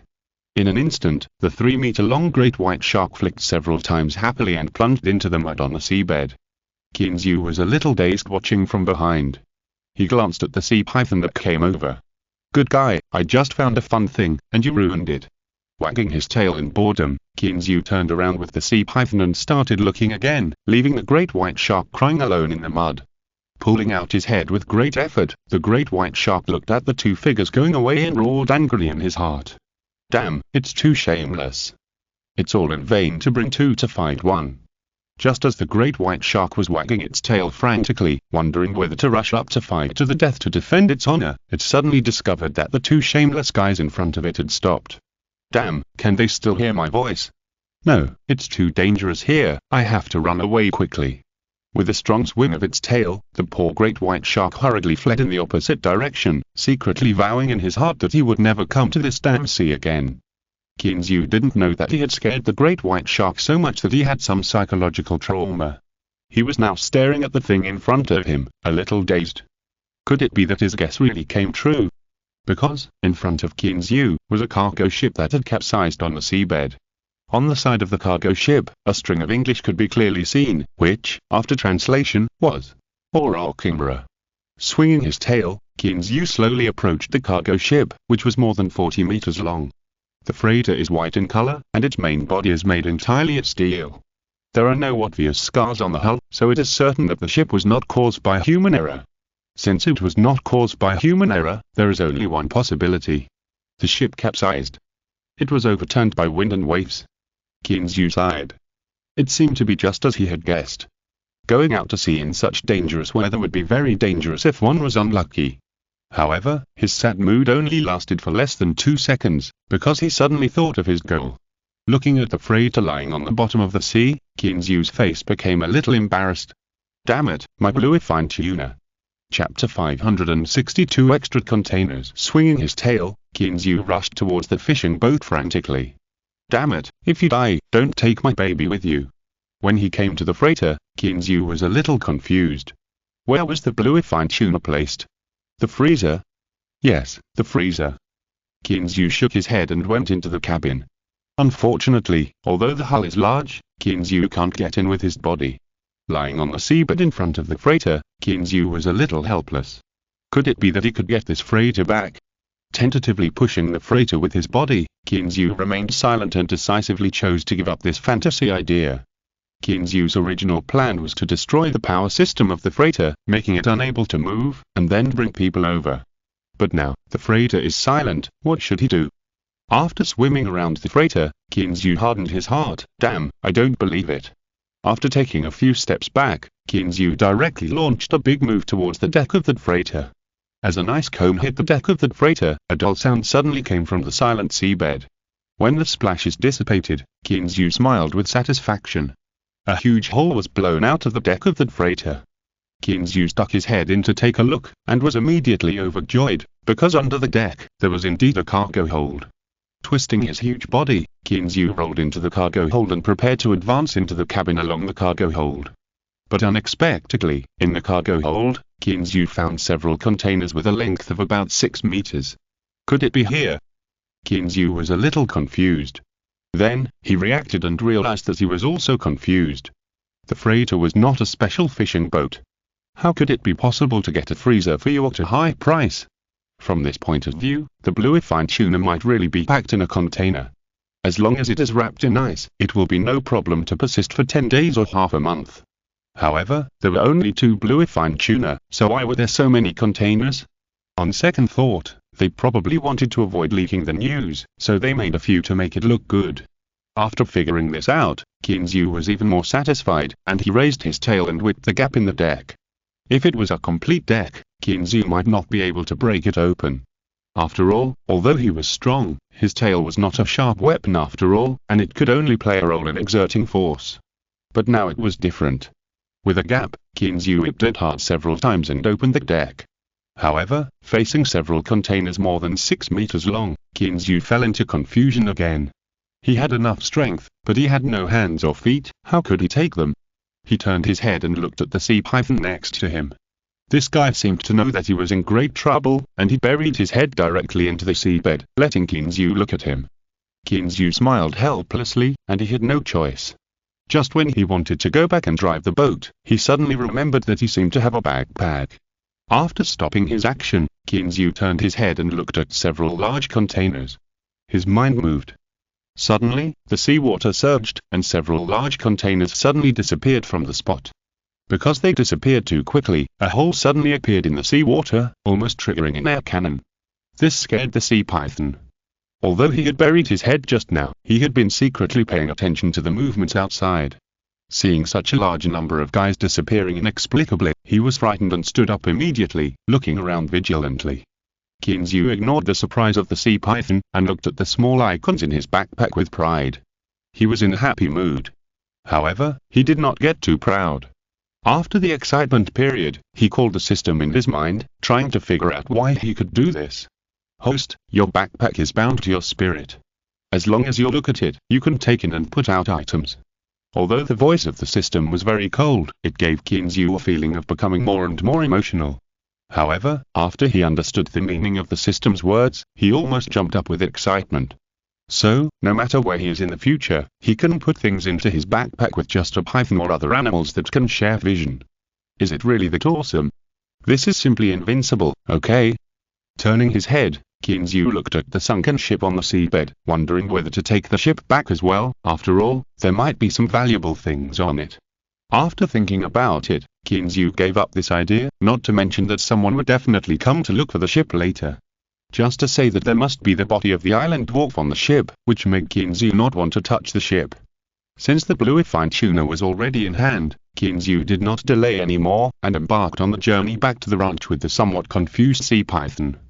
After setting a goal for cheese, Kinzu collected his thoughts, got up, opened the bedroom door and walked out.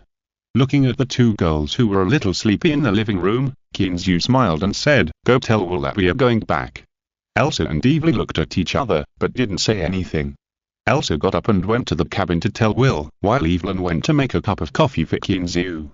After Will got the instructions, he finally breathed a sigh of relief and set sail as quickly as possible.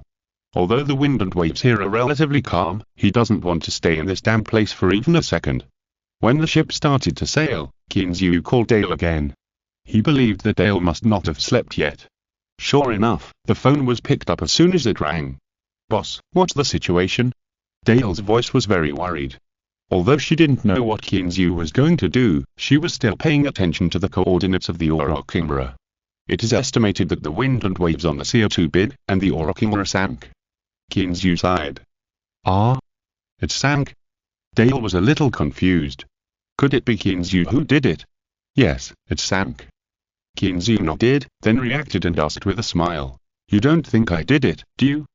No, how could you do it?" Dale laughed dryly and denied it quickly. However, she was muttering in her heart, "If you didn't do it, then how do you know it sank?" Kinzu hung up the phone speechlessly. This problem seems to have no answer. But I am really wrong. I didn't sink the broken boat. Kinzu returned to the bedroom with some depression and fell asleep directly on the big bed. In a daze, Kinzu felt someone calling him. He opened his eyes and saw that it was Ween. The girl had blonde hair and looked at Kinzu with a vague look. After confirming that he was awake, she hurriedly said, "Boss, we have arrived at the ranch. Do you want to rest here or go back to the villa?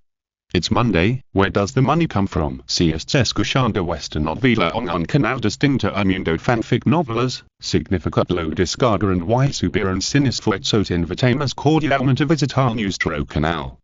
Mundo fanfic novelas all encontrar la versión original de esta historia y podrás explorar muchas otras novelas de diversos narradores. Te esperamos para sumergirte en un mundo de novelas incredibles. Chapter 563 of the Japanese Anxious. I'd better go back to sleep. Kinzu yawned and stood up with all his strength. But when he stood up, Kinzu found something wrong and felt a little uncomfortable. He looked down and his confused head became a little clearer. His face suddenly became a little embarrassed. It's not morning yet. After awkwardly moving to another position, Kinzu ignored Ween's strange eyes and walked out with big strides. When he got outside, Kinzu breathed a sigh of relief. Damn, this time he was embarrassed. Back in the villa, Kinzu looked at the time. It was past 3 in the morning. After confirming that cheese was still safe, Kinzu stopped waiting. He tore off a pair of glasses and fell asleep on the bed. In the early morning, when Kinzu woke up from his sleep, it was still gloomy outside. The rain was still falling non-stop, as if it would never stop. She fumbled to take out her cell phone from the side and looked at it. It was turned off. No wonder no one disturbed her. After plugging in the phone to charge it, Kinzu turned over and was about to go back to sleep, but she heard the sound of a car outside. Then, there was a faint voice. Then, with a creak, Kinzu's door was pushed open from the outside. Boss, are you okay? I heard that Dale said halfway and couldn't say anything more. She stared blankly at Kinzu in the room, her mind was blank, and she didn't know what she was thinking. Because at this moment, Kinzu was lying on his back on the bed looking at her. This was not the most important thing. The most important thing was that Kinzu was too sleepy last night and felt it was troublesome to take off his clothes, so he just took them off. So, Dale is confused now. What's going on in front of her? While she was in a daze, Dale felt a strong force coming from behind her and walked in uncontrollably. Why don't you go in? Where's the boss? Erica's voice came in, and then she was also stunned on the spot. Kinzu finally realized that something was wrong at this time. He looked down and immediately wanted to jump out of the window. Damn, it's so embarrassing, it's like he has never seen a woman before. He quickly pulled a sheet to cover himself. Kinzu coughed twice, forced a smile and looked at the two women, and asked, "What's the matter? So anxious?" Dale laughed awkwardly twice. Well, it's okay, let's talk about it later. After that, she pushed Erica out, making the few people who wanted to follow in outside feel a little confused. When the doors closed again, Kinzu breathed a sigh of relief. Damn, it seems that the time these 2 days is a bit unlucky. After getting up and washing up, Kinzu put on his clothes and went downstairs, only to find that even Chainmu was sitting in the living room drinking coffee. What's going on? Why are you all here?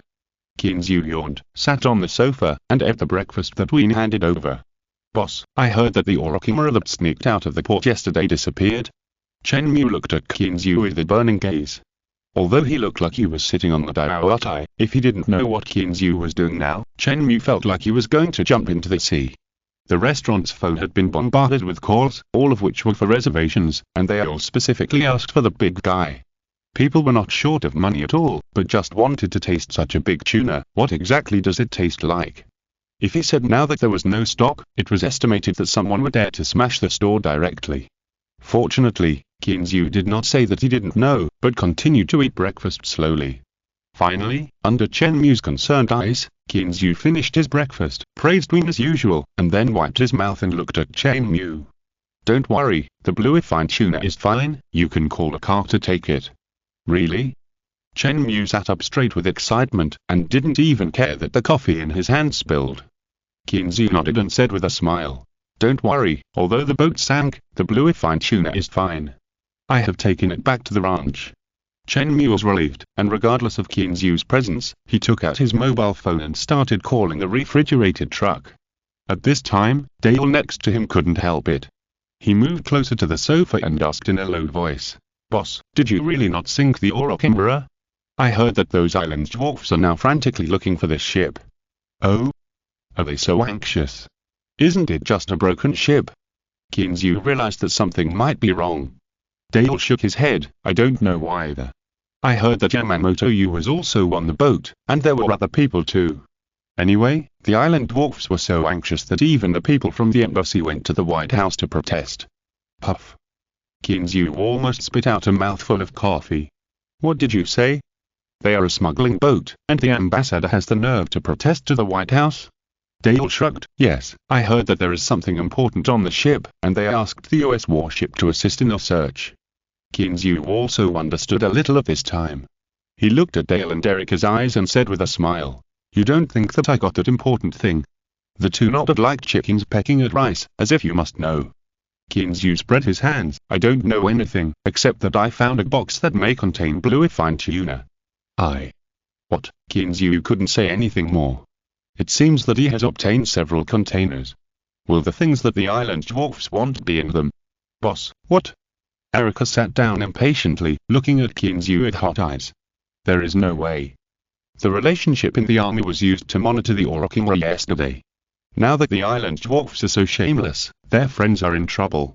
After all, if nothing happens when you spy on someone for no reason, it's fine. But now that something happens, it's a bit troublesome. I don't know if there is any. Let me go and see first. Kinzu was also a little uncertain. Damn, I didn't really get anything good, did I? Thinking of this, Kinzu was a little uneasy. He stood up and walked around the living room, not knowing what to say excitedly. Eva, go and inform Will now and ask him to clean up the warehouse behind that dog, quickly, okay? After a pause, Kinzu thought about it, waved his hand again, and instructed. Well, the fishermen are on holiday, take a few people to help, and be sure to clean up the warehouse for me as soon as possible. Eva nodded when she heard it. I know, I'll go right over. After that, she called a few female bodyguards next to her and rushed to the dock in the rain. Robbery, honey, you have two choices now, either hand over the money or dress up as a woman, choose for yourself. Chapter 564. Buried Alive, additional chapter for Honey. After Eva left, Dale and Erica sat next to Kinzu, looking at him eagerly, and asked, Boss, can you tell me what it is? Those islanders take it so seriously. I'm afraid something will happen to my comrades. Kinzu shook his head and said with a wry smile, How many times have I told you that I didn't sink the ship? It had already sunk when I went there, and I found it on the bottom of the sea. Really? Dale looked at Kinzu doubtfully. It's absolutely true. Kinzu promised solemnly. Now, Dale finally breathed a sigh of relief. That's good, that's good. Since it wasn't sunk by humans, it didn't have much to do with them. However, she was relieved, but Kinzu couldn't let it go. What kind of good thing could make the island dwarf so concerned? Kinzu was already a little impatient. After waiting for more than half an hour, Eva finally came back.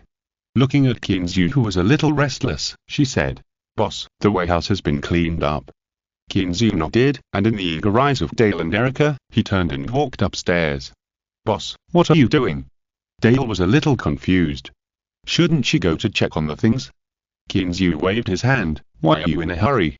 I called someone to send it over. The things are not in my hands. Dale heard that and sat back down awkwardly. However, from what Kinzu said, he had an unknown force in the dark. It was these people who sank a cargo ship on the vast ocean and looted other people's things. Well, Dale still believes that the Orokinra was sunk by Kinzu, but they did it secretly. After all, how could it be such a coincidence that you just found someone and they sank?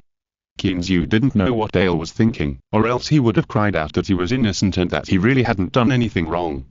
But now, he didn't have that thought in mind. After going upstairs, Kinzu turned his attention to Cheese, controlling the tired Cheese to crawl towards the warehouse. Will, who was guarding the door, looked at Cheese in a strange way, not understanding why his boss's big pet came here. Seeing the big guy crawling into the warehouse, Will didn't stop him, or rather, he didn't dare to stop him. He was also scared. Facing a giant python over 10 meters long, there are really few people who can face it without changing their expressions. If there is, they are either blind or stupid. After a while, Kinzu came downstairs with a hint of excitement on his face. He waved to Dale and Erica, then turned and walked out of the villa. Dale and Erica, although they didn't know what Kinzu was going to do, still got up and followed him. When they arrived at the door of the warehouse, Kinzu nodded at Will, pushed the door and walked in. Boss, didn't you say it hasn't been delivered yet? Dale followed in. But as soon as she finished speaking, she saw several large containers standing in the warehouse that occupied a large area. There was also a smell of the sea. Oh my God, when were these delivered? Erica wiped her eyes in disbelief. When the warehouse was cleaned just now, she also followed, and she knew everything about the warehouse. But in just a few minutes, there were several more containers here. Erica walked forward in disbelief and squeezed the container hard a few times. Well, it's very hard and cold. This is indeed a container, and when it gets closer, it still smells of the sea. It is obvious that it has just been fished out not long ago. Kinzu ignored the surprise of the two, took a wrench, came to a container, and smashed it hard. After a while, the lock of the container was broken by Kinzu. Kinzu exerted a lot of force, and the door of the container was opened with a swipe. Shwa. La la. Kinzu felt a flash of white in front of him, and then a cool feeling spread all over his body. Dale and Erica were still confused when they saw their boss opening a container. Just as they approached, they saw a torrent of ice rushing towards them, directly burying their boss halfway. Ah, boss, are you okay? With a cry of surprise, the two girls quickly pulled Kinzu out of the pile of ice. Kinzu shivered several times before he came back to his senses from the shock. Looking at the pile of ice in front of him, he felt helpless and wanted to cry. MMP, I didn't expect that I would be able to experience the feeling of being buried alive in my lifetime. Boss, are you okay? Dale asked, trying to suppress a smile. Kinzu shook off the ice on his body and said unhappily, What's the matter? This broken thing, and it's like this. Maybe when the ship sank, the container was hit, causing the ice to be broken. Erica touched her chin and said with certainty. Then it stands to reason that broken ice will melt quickly, so why are these ice still flashing with cold air after so long? Dale raised her own rebuttal. Kinzu glanced at the two of them unhappily. Why did he feel like Sherlock Holmes was possessed when he saw these two girls? Okay, two great detectives, seal this for me quickly, don't wait for the bluified tuna inside to melt. As he said that, Kinzu cleaned up the broken ice at the door and pulled the door of the container down hard. When he arrived at the door of the second container, Kinzu learned his lesson and handed the wrench to Dale, motioning her to go up and do it. Dale took the wrench and smashed it without hesitation. In her opinion, since the bluified tuna has been found, the container below should be filled with the things that made those island devils anxious. But the moment the door of the container opened, she realized something was wrong, and a deep chill hit her. Without time to think about it, Dale jumped a few times and left the place neatly. Clatter a sound exactly the same as before came, and when Dale looked back, she couldn't help but wipe the cold sweat from her forehead. Kinzu gave Dale a thumbs up and praised. Girl, you were good at fighting. Dale rolled her eyes at this guy in annoyance, and asked in confusion. Boss, didn't you just lose a bluified tuna? Then what is this? Kinzu shrugged. Who told you that there was only one? Wasn't the one they bought back a bluified tuna? Dale opened her mouth, but couldn't say anything. She forgot about it. Okay, seal it with this, mark it, and let's go see what's next. Kinzu waved his hand, turned around and went to the next container. Snap. Snap. After a few clicks, the padlock fell, and the door of the container slowly opened in the expectant eyes of the three people. Okay, the robbery was successful, one more chapter. Chapter 565. 3 boxes of antiques. The container was slowly opened, and the contents inside gradually came out. In this small container, there were scattered password boxes everywhere. Dozens of password boxes were scattered in every corner of the container, of varying sizes. Kinzu did not hesitate, and picked up the nearest password box, holding it in his hand and looking at it over and over again. The password box was not big, and the hole was silver gray. He could clearly feel its weight when holding it in his hand. It was very heavy. Dale, can you open it? After looking around, Kinzu finally focused his eyes on Dale. Dale took the password box and looked at it. Without saying a word, he directly used the most primitive and violent means. Boss, it's okay. A minute later, he handed the destroyed password box back to Kinzu. Dale clapped her hands calmly and stood aside, as if she had done something insignificant. Ah, good. Kinzu swallowed his saliva involuntarily. Looking at Dale's little hand, he suddenly felt a little cold. This girl is indeed a violent person. He should restrain his thoughts. Putting the password box on the ground, Kinzu turned his back to it and opened the password box directly from the back. Nothing unexpected happened. Everything was very calm. Kinzu leaned over to take a look and was a little disappointed. What he saw was not a box of Franklin, nor a box of gold and silver, nor any high-tech weapons. What appeared in front of Kinzu was a pair of small bowls. Yes, a pair of small bowls with colorful phoenixes printed on them. and looking at the color and pattern, as well as the shiny white material, it is obviously Chinese porcelain. Damn, what do these island dwarfs want to do? Smuggling antiques? Qinzu took the porcelain bowl in his hand and looked at it. He was a little confused. Just for these antiques, is it necessary to take such a big risk to go to sea? Putting the porcelain bowl back into the box, Qinzu stood up and took another box and handed it to Dale. After a few quick moves, Qinzu poked his head over again. Damn, are these guys really smuggling? Speechlessly looking at the porcelain vases in the box, Qinzu rubbed his head with a headache. He didn't know anything about antiques. Go inside and take a look. Are they all these things? Pointing to the inside of the container, Qinzu was too lazy to go in and motioned Dale and Erica to go over and take a look. After a few noises in the container, Dale and Erica came out and nodded at Qinzu. Boss, they are all porcelain. They look like antiques. What bad luck, Qinzu pouted. Let's go and see what the next one is. As he said that, he took the lead and walked to the next container. There are 5 containers in total, 2 of which are filled with bluified tuna, and this one is filled with antiques. Qinzu can only hope that the remaining 2 containers can bring him a little surprise.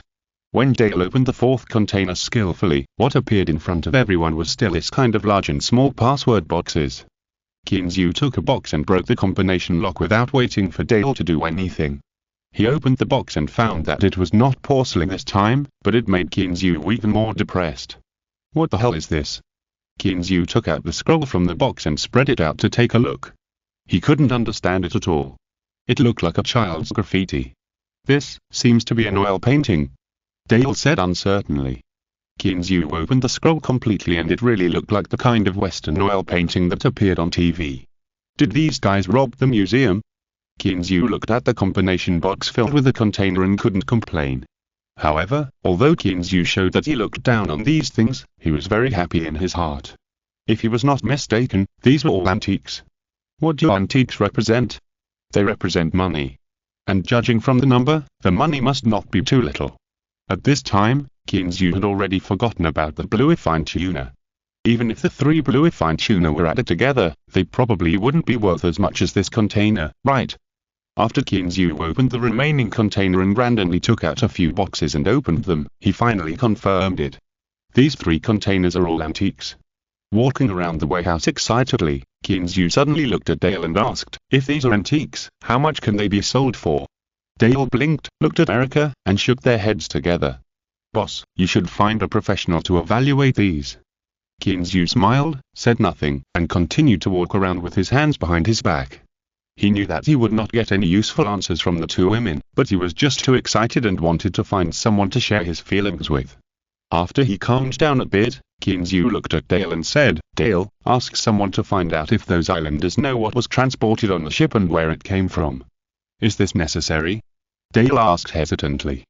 Qinzu nodded, it is necessary. At least we need to find out the source of these antiques. If someone recognizes them when we sell them, it will be bad. Okay, I'll contact them again. Dale thought about it and nodded in agreement. When the transport truck that Chen Mu called arrived, Qinzu asked them to take the 2 bluified tuna back and told them, Brother Chen, after the bluified tuna is taken back, don't sell it to the public for the time being. Even if you want to sell it, you have to say that it is newly caught. Chen Mu nodded knowingly, Boss, don't worry, I know all this. That's good to know. I guess the island country won't be too peaceful these days. You should pay attention to your safety. Seeing Chen Mu nod to indicate that he understood, Qinzu suddenly laughed, Brother Chen, do you want me to send you 2 female bodyguards? Their skills are top-notch. Chen Mu looked over with some excitement. Not to mention, Qinzu's female bodyguards, no matter their figure or appearance, can be said to be rare beauties. However, thinking of his wife at home, Chen Mu couldn't help but shudder. If he took these 2 foreign bodyguards back, would they be chased by her with a kitchen knife? Looking at the hot female bodyguards with some disappointment, Chen Mu coughed twice, and said with some resentment, Boss, you should keep these for yourself, I won't think about them. Qinzu was amused and laughed. He patted Chen Mu on the shoulder and teased, Brother Chen, they are just 2 bodyguards. Are you afraid of kneeling on the washboard when you go home? Honey, what a literary talent. Chapter 566 Return to New York. It would have been better if Qinzu hadn't said anything. After saying that, Chen Mu became even more cowardly. He laughed dryly twice and said awkwardly, Well, boss, you go ahead and I won't bother you anymore. After that, regardless of Kinzu's request to stay, he rushed into his car in the rain, started the engine, and ran away. After Chenmu left, Kinzu returned to the villa and said to Dale, "Find 2 people to guard over there. No one can enter the warehouse without my order. Do you understand?" Dale nodded, picked 2 girls who looked a little taciturn, and whispered something. After the 2 nodded to indicate that they understood, Dale turned back and said with a smile, "Boss, I have arranged 4 people in 2 shifts to ensure that there are people guarding the warehouse 24 hours a day." Sitting on the sofa, Kinzu fell into deep thought after sending away Shirley, who was becoming more and more clingy. How should he deal with so many antiques? Appraisal. Yes, it works. But with so many things, if I only identify a few pieces every day, wouldn't I be exhausted?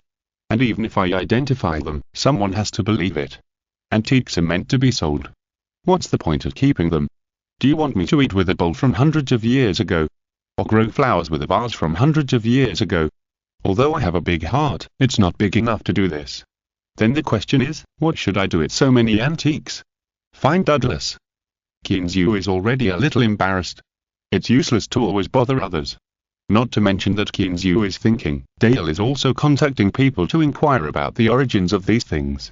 As for the island country, there are dozens of calls a day, and the content is nothing more than one, to find the sunken ship. They didn't suspect that the capsizing was caused by human beings, because before the capsizing, they had been in contact with the ship. Now that the incident has happened, the most important thing at the moment is to find the sunken freighter. For this, the Yamamoto family even used their connections in the political circle and directly asked the diplomatic ambassador to come forward. But in this weather, how could the Americans use warships to find a cargo ship? So this matter was delayed for a while. This also allowed Kinzu and his men to clean up some of the tails calmly. The next day, Kinzu got up early and went to the window to look outside. The rain seemed to have stopped. On the pine tree outside the window, little Jerry, who had not been home for a long time, was checking whether his food was missing. However, looking at the pine nuts and food that were already rotten, the little guy wanted to cry but had no tears. He should have taken them back earlier. After washing up, Kinzu came downstairs. The empty villa was now full of laughter and joy. A large group of women were so charming that Kinzu felt a little dizzy. Walking out of the villa, the white tiger was lying weakly under the porch, as if nothing could arouse his interest. However, when it heard the noise, it subconsciously turned its big head and looked over. Seeing the lazy big guy, Kinzu hit it on the butt and scolded with a smile. "Let's go, you are getting lazier and lazier." After being kicked for no reason, the white tiger stood up reluctantly and looked at Kinzu in confusion. The meaning was obvious. "Why did you kick me? Tigers also have human rights, okay?" With the big guy, Kinzu strolled outside the villa, looking at the ranch that had just experienced a storm. The empty space was so refreshing. After returning to the villa, Kinzu had a simple breakfast, looked at the girls, and said with a smile, "I'm going to New York today, are you going together again?" "Going to New York? Clean, why are you going to New York?" Before others spoke, Haley started to yell. "Going to New York, of course it's important." Kinzu spread his hands helplessly, "Are you going or not?" A moment later, Night the 15th used the garage. Dale was still driving, but there was an additional Erica on the co-pilot. Of course, there were not only 3 of them in the car. Onid, Mobeka, and even Haley followed. Mobeka and Onid were going back to Boston, while Haley was going to take a ride back to New York. Along the way, several women were chattering non-stop, while Kinzu was bored and flipping through his phone. It was not that no one paid attention to him, but Kinzu found that he could not get into their conversation at all. Do you want him to talk to those little women about which skincare products are better for women and which skincare products are more suitable for men? He was bored and could only look at the scenery outside. But you don't know until you see it, and you will be shocked when you see it. I don't know anything else, but the desolation along the way is enough to prove how much damage Massachusetts suffered after the hurricane. Fortunately, the journey was relatively short, and after more than half an hour of suffering, Kinzu finally arrived in Boston. After reluctantly saying goodbye to Mobeka and Onid, Kinzu finally recovered his vitality. "Why don't you go with them for a few days?" Kinzu looked at Haley next to him with some curiosity. "Me? I've been out for long enough. If I don't go again, my dad will kill me." Haley's eyes dodged for a moment. Kinzu nodded and looked at Haley strangely, feeling that this girl didn't tell the truth. However, Qin Zhu was not particularly entangled now. His mind had already flown to New York. After another 3 hours of travel, night the 15th finally came to New York, a fashionable metropolis, again. When passing a hotel, Haley also got out of the car and left. Qin Zhu saw her speculatively fall into the arms of a middle-aged bald uncle from a distance, and he felt a little uncomfortable. Without staying for long, watching Haley and the uncle walk into the hotel, Qin Zhu signaled Dale to go directly to Chinatown. Near Chinatown, they found a parking lot and parked the car. Qin Zhu took Dale and Erica, carrying a few password boxes, and walked into the bustling Chinatown. Although it is relatively close to Boston, New York was not greatly affected by the hurricane. The bustling crowds in Chinatown, the familiar small shops in the streets and alleys, and the familiar southern and northern accents made Qin Zhu suddenly feel like he was back in China. After walking for a while and smelling the familiar aromas, Qin Zhu's stomach started to growl at an inopportune time. After touching his stomach, Qin Zhu remembered that it was already noon. Giving up the idea of going directly to find someone, Qin Zhu found a random restaurant and walked in with the 2 girls. After finding a seat and sitting down, Qin Zhu took the menu handed over by the waiter and looked at it. Only then did he realize that the random restaurant he found was actually a Sichuan restaurant. Chapter 567 Yijing Xuan. Qin Zhu ordered a few dishes he liked from the menu, and a few light dishes for Dale and the other 2 girls. Then he returned the dishes to the waiter and said with a smile, "Make it more authentic for me." "You are being fooled." The waiter chuckled twice, nodded, and said, "Boss, don't worry, I will definitely make you authentic Sichuan dishes with original flavors." The waiter's words were indeed true. When the dishes were served, the familiar fragrance made Qin Zhu's saliva almost flow out. Although he was also known as a junior chef, he couldn't make such authentic Sichuan dishes. He was still too lazy. After all, Sichuan dishes are still very troublesome to cook. Qin Zhu was sweating profusely after eating a meal, and he felt that his tongue was not his own. Dale and Erica didn't eat much. They just moved their chopsticks a few times and were no longer interested in these Sichuan dishes. What's wrong? Is it not delicious? At this time, Qin Zhu noticed that the 2 didn't eat much. "It's too spicy, I'm a little uncomfortable with it." Dale frowned and pointed at the pickled fish. "I don't think it's as good as the boss's." Qin Zhu was happy to hear that. His cooking skills were not as good as the chef's here. The reason why Dale thought it was delicious was probably related to the spiritual energy. Fortunately, there were also dishes specially prepared for foreigners. Qin Zhu ordered a few more, and Dale and the others finally filled their stomachs. After paying the bill, Qin Zhu walked out of the restaurant with the 2 girls and went directly to the antique shop where they sold antiques last time. Yijing Xuan was still so lively, with people coming and going. Many foreigners were also walking around the store, chatting with the salesperson from time to time. Seeing Qin Zhu and others coming in, a female salesperson hurried over and asked with a smile, "Sir, what do you need? Do you need me to introduce it to you?" Qin Zhu waved his hand and raised the box in his hand to gesture, "Where is your shopkeeper Chen? I have something to talk to him about." The female salesperson was stunned for a moment, looked at Qin Zhu carefully, and said with a smile, "It turns out to be Mr. Qin. Please wait a moment, I will go and ask the shopkeeper to come over." Under the guidance of the female salesperson, Qin Zhu came to the meeting room on the side and sat down. After making tea for Qin Zhu, the female salesperson said goodbye and walked to the back hall. After a while, the old man named Chen whom Qin Zhu had met last time came in. After seeing Qin Zhu, he smiled and said, "Mr. Qin, we meet so soon. Do you have any gold bars to sell?" Qin Zhu put down his teacup and stood up, politely bowing his hands. "Shopkeeper Chen, you are joking. Such good gold bars are not common." Shopkeeper Chen's original name was Chen Fud. He was also an old player and had a certain eye for antique identification. He had met this young man in front of him twice, but the feelings he had both times were very different. The first time was in China. At the time, he also found something wrong with the Yangtze and wanted to buy it to see, but he didn't expect it to be snatched away by this young man. The second time was even more fate. He came to the United States, but he didn't expect to meet him again, and he was here to sell antiques and gold. Thinking of this, Chen Fud's thoughts changed and he looked at Qin Zhu with a smile. "Then I wonder what good treasures Mr. Qin brought here today." Qin Zhu didn't hesitate to put the password box on the coffee table casually, and said with a smile, "Old sir, come and see for yourself, it's definitely a good thing." "Oh?" Chen Fud came over with a smile, "Then I have to take a closer look." As he said that, he exerted a little force in his hand and opened the password box. Ah! This is. As soon as the box was opened, Chen Fud's eyes became straight, and a look of surprise appeared on his face. How is it? Shopkeeper Chen, the things are good, right? Qin Zhu took a teacup and sipped it gently. He had appraised the things he brought over. This time he just wanted to test the waters and explore the market first. For example, the small bowl that he showed Chen Fud now, according to Qin Zhu's own appraisal, is a phoenix glazed mandarin duck bowl from the Ming dynasty. However, Qin Zhu himself did not understand antiques, and he did not find anything on the internet. As for how much such a pair of small bowls could sell for, he had no idea at all. Well, the item is in very good condition. It should be the phoenix glaze of the Ming dynasty. It's a pity that it's not from the official kiln. After looking at the inscription on the bottom, Chen Fud sighed with some disappointment.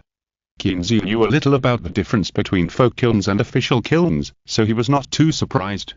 He smiled and said, "Then, shopkeeper Chen, please give me a price." Chen Fud put the small bowl back into the box, took out another one and looked at it carefully. After a moment of hesitation, he stretched out a palm. 5 million? Qin Zhu felt that his heart was beating a little faster. Ahem, no. Chen Fud almost couldn't breathe, and awkwardly withdrew his hand, saying embarrassedly, "Mr. Qin, you are joking. Although this pair of small bowls is rare, they are not from the official kiln. The price can't go up. The most I can offer you is 500,000. 500,000? Qin Zhu was a little disappointed when he heard this. Isn't it said that antiques are very valuable? Chen Fud nodded, closed the box and put it on the coffee table, and explained with a smile. It's at most 500,000. Although the market for antiques has been getting better and better in recent years, and there are more and more people collecting them, it's not from the official kiln, so it's destined not to be recognized. Qin Zhu didn't say anything else.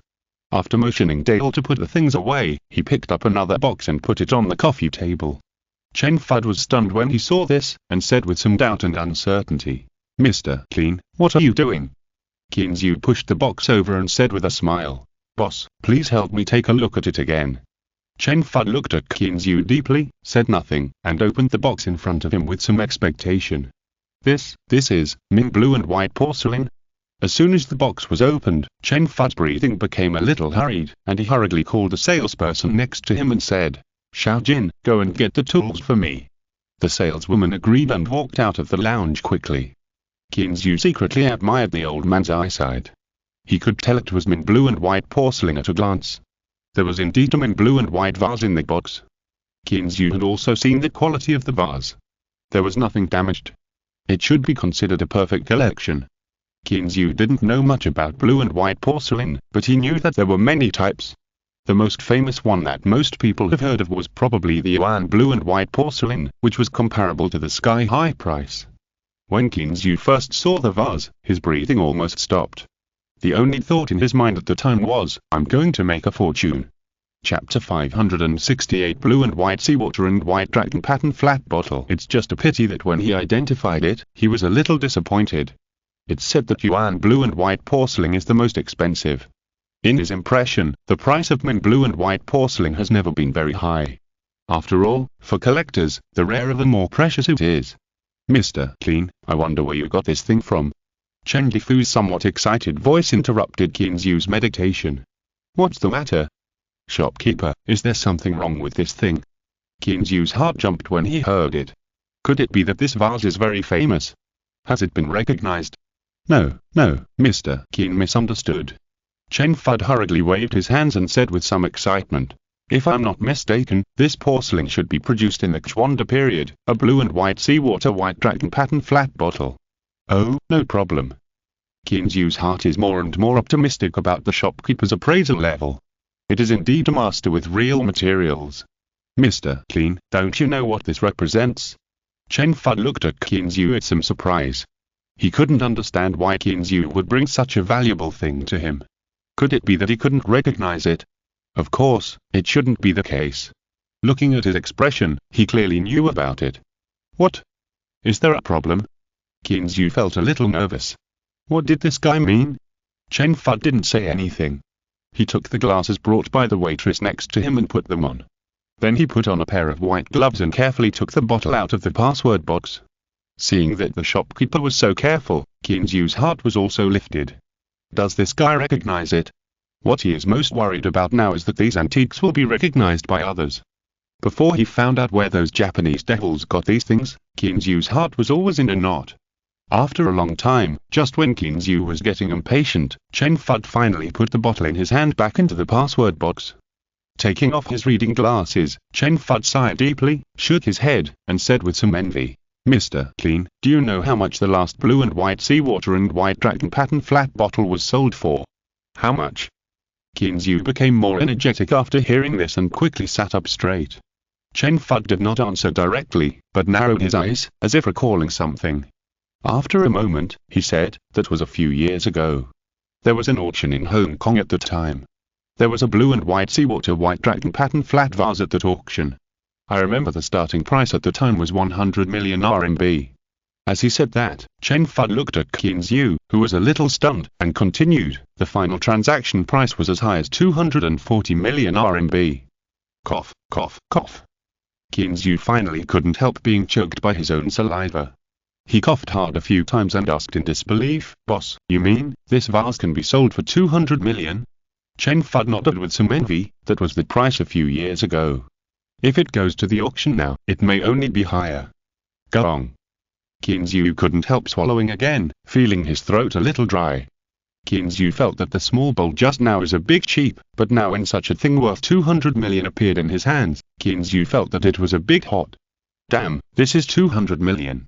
One password box is 200 million. How much money would so many password boxes have? If such a treasure ship sank, it would be strange if the dwarfs of the island country didn't go crazy. But in this case, the problem came. The weather will always clear up one day. After the wind and waves on the sea pass, the dwarfs will definitely go to salvage the sunken ship. What will be the consequences if they salvage the sunken ship and find nothing? No, they must not be allowed to salvage the sunken ship. Kinzu secretly made up his mind that he must not let the dwarfs salvage the sunken ship. Let this secret disappear in the sea forever. Moreover, his own things cannot be shipped in a high-profile manner. If any one of them knows these things, it will also be a trouble. Mr. Clean, Mr. Keen. Chen Fud's voice finally woke Kinzu up from his trance. "Shopkeeper, what's wrong?" Rubbing his aching head, Kinzu asked subconsciously. "Nothing, I just want to ask, what do you plan to do with this porcelain bottle, Mr. Clean?" Chen Fud looked at the password box and asked with some expectation. "This, I haven't thought about it yet. Is the shopkeeper interested?" Kinzu seemed a little hesitant. Chen Fud smiled and waved his hand. "I don't have that much money. It's one of my clients who is very interested in these things. If Mr. Keen is interested in selling them, I can help you contact them. Is that so?" Kinzu touched his chin, and after thinking for a long time, he nodded. "Sure, shopkeeper, please contact them first. If the price is right, I will sell it." Chen Fud heard this and stood up happily. "Mr. Clean, please sit down for a while, I'll make a phone call." After Chen Fud left, Kinzu called Dale over and whispered in her ear, "How is the matter I asked you to investigate?" Dale heard this and said apologetically, "Boss, this will take time. The source is too wide, I need to check them one by one." Kinzu sighed a little disappointed, but he also knew the difficulty of this matter, so he didn't urge him. While they were chatting, the door suddenly opened from the outside, and Chen Fud walked in with a smug look on his face. "Clean, please sit down for a while. I have already contacted the buyer, and he will be here soon." "It's okay. I wonder who this buyer is." Kinzu was a little curious. He was speechless about this guy who could spend hundreds of millions just to buy a vase. Chen Fud smiled and waved his hand. "He is a very big shot. You will know when we meet later." Kinzu curled his lips in boredom. He is playing mysterious. It's really boring. Although he said so, Kinzu still waited in the store honestly. There was no way, because he was a local tyrant. The visitor did not let Kinzu wait for a long time. Just when Kinzu was waiting and feeling a little drowsy, a break sounded at the door. Kinzu heard it, and of course Chen Difu heard it too. After saying hello, Chen Fud hurriedly stood up and went out to greet him. Kinzu was in the room, and he also adjusted his collar in front of the mirror. Although he didn't have to please these guys, since they were guests, he still had to give them some face. Just as Kinzu was fixing his clothes, a familiar laugh came from outside the door, which made him pause. Chapter 569 Goodbye Hunter. Prince Hunter. Qinzu looked at the group of people who just came in with some surprise. Hunter, who walked into the lounge under the escort of bodyguards, was also a little surprised by Qinzu inside. Hey, Qin, my friend, we're really destined to be together. When did you come to New York? Why didn't you call me? Qinzu was stunned when Hunter gave him a big bear hug. Feeling this guy's enthusiasm, Qinzu smiled bitterly and hugged him, teasing. Prince Hunter, maybe the headline of tomorrow's newspaper will be that the prince from the British Empire is suspected of liking men. Hunter let go of Qinzu with a smile, patted his shoulder with his big hand, and also teased. If that happens, I guess their newspaper will be closed down. Qinzu smiled when he heard this. The prince is different from ordinary people, which can be reflected in the tone of his usual speech and work. Qin, I didn't expect that we would meet again so soon. Ben Carter, who followed in, also looked at Qinzu with a smile. Ben Carter, who was wearing a brand new white robe today, really caught Qinzu's eyes. This was the typical dress of a rich Middle Eastern man. Because he was in a hurry that day, Ben Carter was in a mess again, and Qinzu really didn't think of it for a while.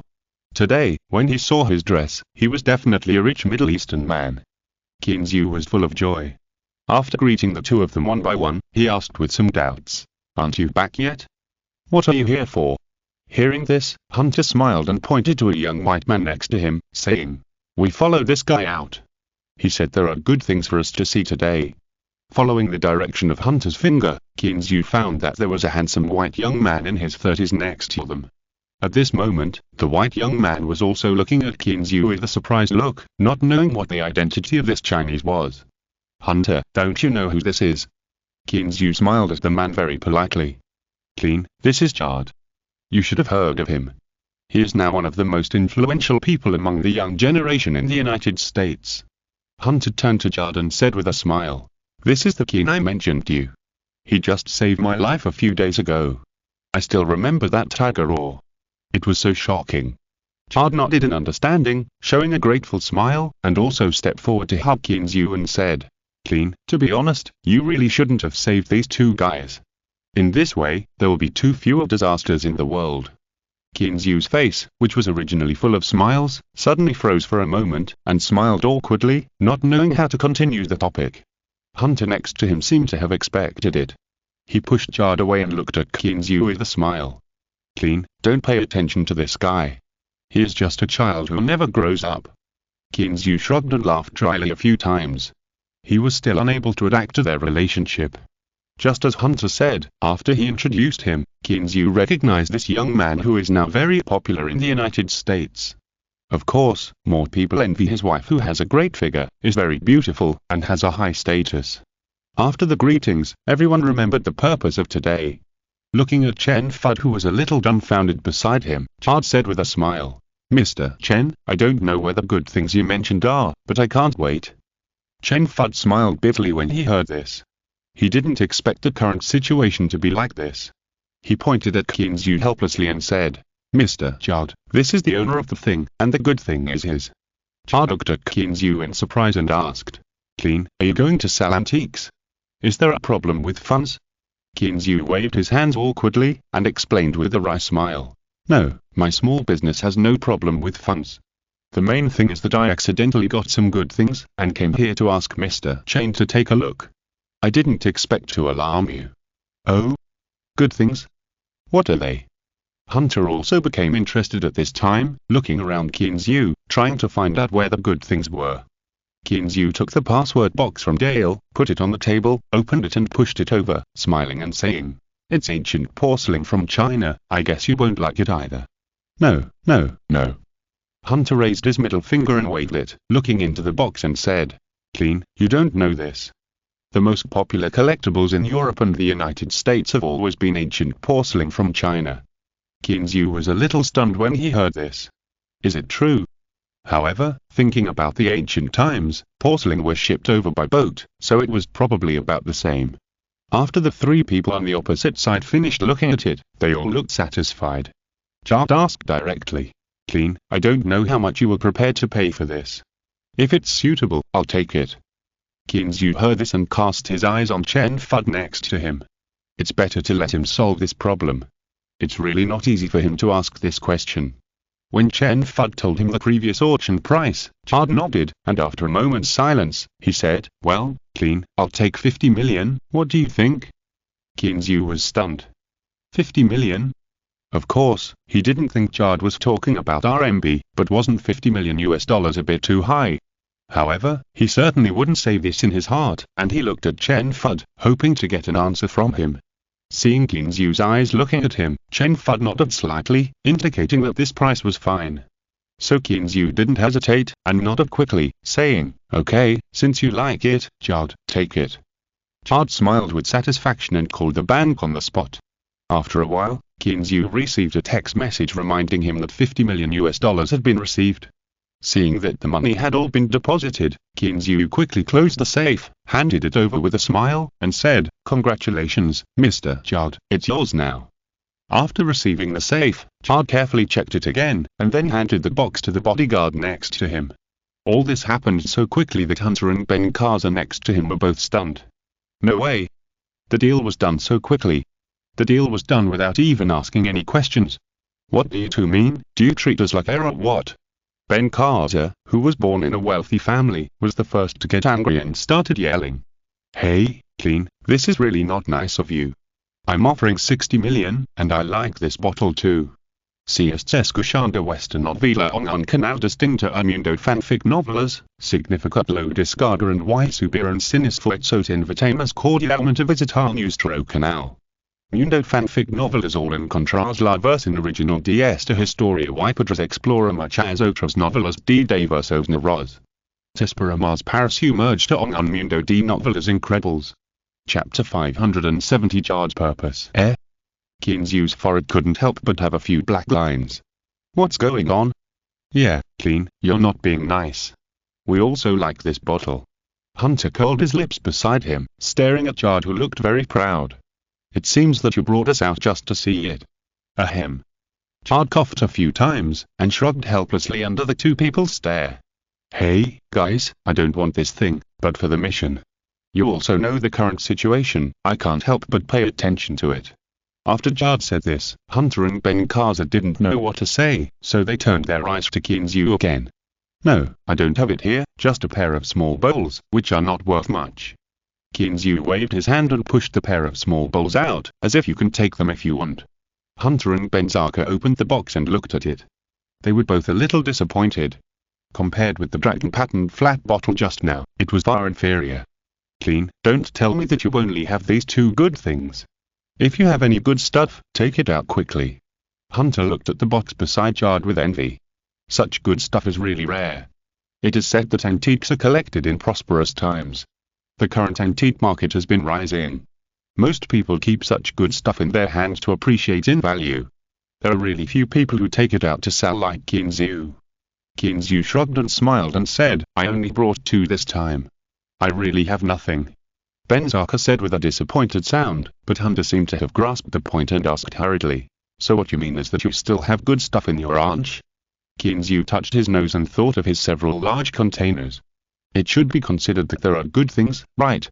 Seeing Qin Zhu's look, Ben Kaza also reacted and said with a smile, it seems that there are a lot of good things, Clean, let's go to your ranch to have a look. Qin Zhu looked at this guy speechlessly. Are you kidding? You are also a direct descendant of a local tyrant family. Haven't you seen these broken copper and rotten iron? Hunter coughed twice beside him and reminded him. Ben Kaza, have you forgotten that we have to return to China at night? Ah? Ben Kaza only remembered at this time that he is not a free man now. Because of this accident, the special plane to pick him up is arrived. That's a pity, Clean. When you go back, you must take pictures of all the good things and send them to me. Qin Zhu was even more ashamed now. Is it necessary to do this? However, he still hurriedly agreed to it. It's good to do so. It's also bolted to deal with antiques by himself. After the three of them left Jingshuan reluctantly with a group of bodyguards, Qin Zhu let out a long sigh. Qin Zhu looked at Chen Fud, who was thinking something strangely, and said with a smile, I didn't expect that shopkeeper Chen has such a wide range of friends, even Chad knows him. Ah? Chen Li was awakened by Qin Zhu's voice. For a moment, he didn't understand what Qin Zhu said, so he asked again. After Qin Zhu repeated the question again, Chen Fud smiled bitterly and said, I don't know him well. An old friend recommended him to me. He said he wanted some Chinese antiques with historical background. Qinzu was speechless for a while. What did Jard want to do? However, looking at his bank account, Qinzu put all his thoughts aside. No matter what he wanted to do, it was real that he got the money. $50 million, just a bottle. It was much faster than robbing money. Looking at the pair of small bowls on the coffee table, Qinzu thought for a moment and said with a smile, "Boss, I won't take this thing away. How about it be considered as your reward?" Chen Fud came back to his senses after hearing this. He stopped thinking about those messy things and declined. "This is not good. I didn't help much."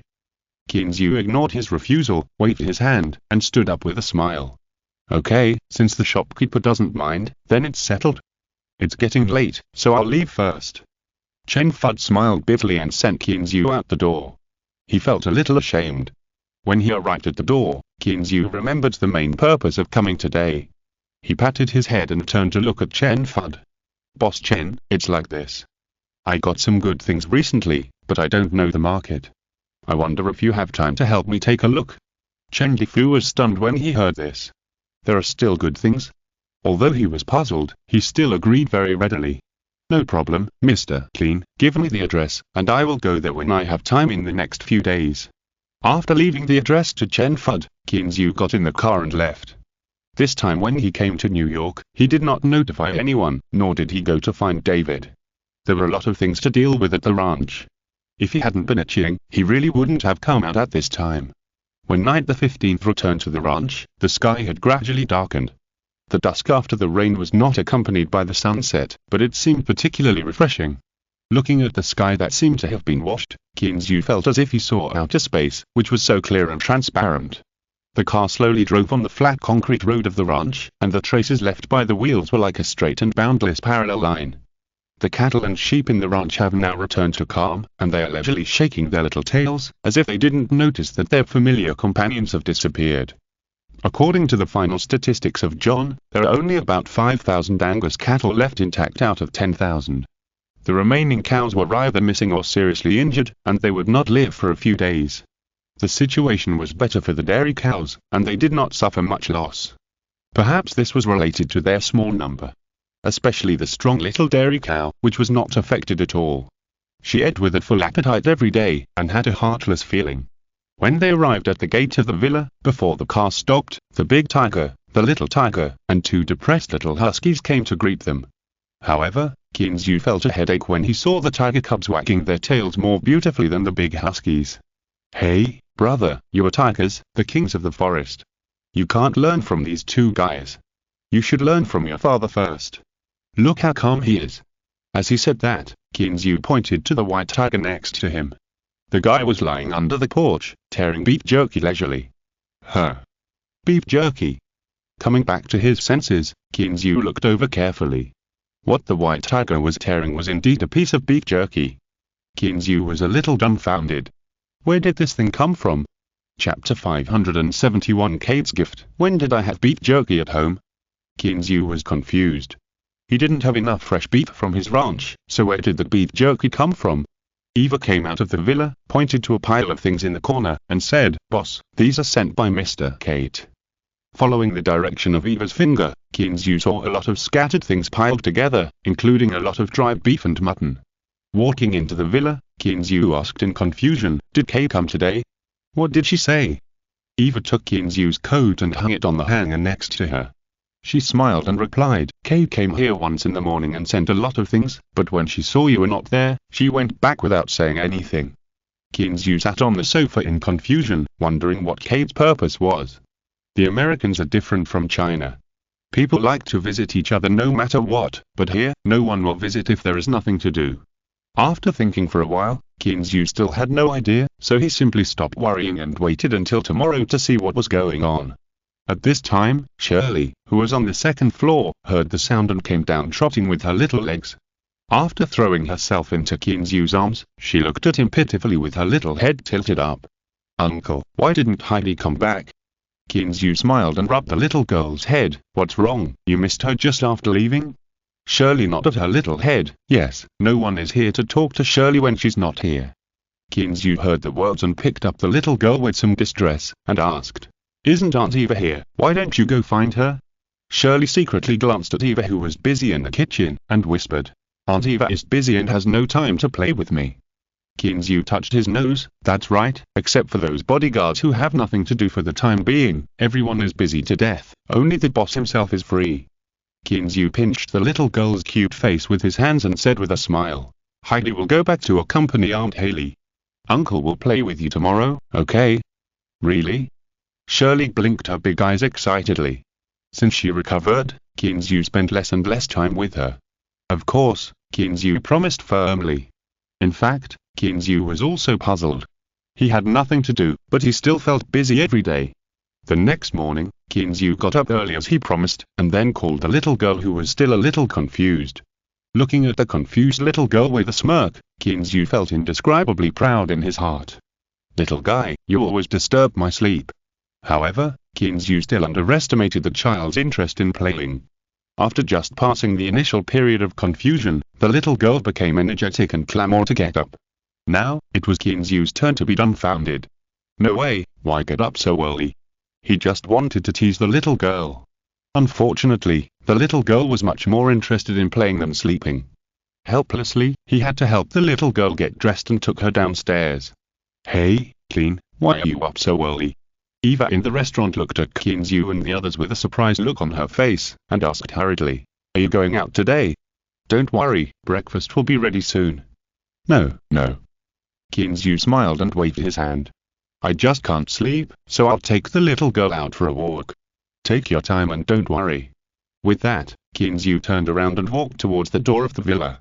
Shirley behind him saw this and hurriedly followed him, not forgetting to turn around and shout to the woman, "Aunt Eva, I'm going to play with my uncle, and I'll be back for dinner later."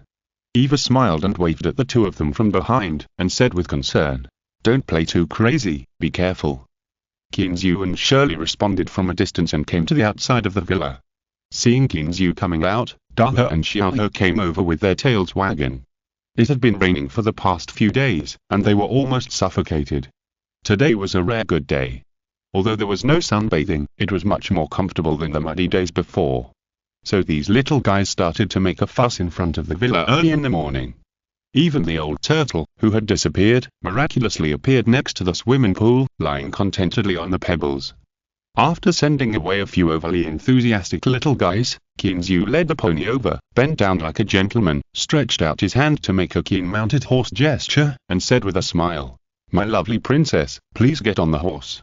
Shirley giggled a few times, turned over and rode on the pony, gently stroking its mane, and then asked, "Then where will you sit, uncle?" Kinzu walked with the pony, smiling and said, "Don't worry, uncle's mount hasn't come yet, right?" As he was talking, he heard a neighing sound not far away, and a snow-white horse floated in as if it was stepping on white clouds.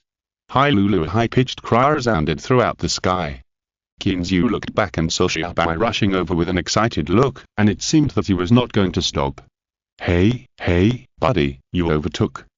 There was no way. Kinzu had to pull the guy's reins from behind helplessly, and pulled him back hard. Although the reins were pulled, Xiaobai was still very stubborn and nudged Kinzu. "Little guy, if you don't let me play, how can I control the place?" Kinzu held Xiaobai in his left hand and the little girl's pony in his right hand, and walked towards the stable together. There was no other way, because Xiaobai usually didn't need a saddle. When they arrived at the stable, Kinzu put the saddle on Xiaobai, then rode the horse and accompanied the little girl to walk around the ranch. Although it was just a simple walk, Shirley was still very happy, and she kept asking questions all the way. After a while, the two rode their horses to the ranch area. Looking at the cattle and sheep that were looming in the prosperous alfalfa, Kinzu smiled with satisfaction.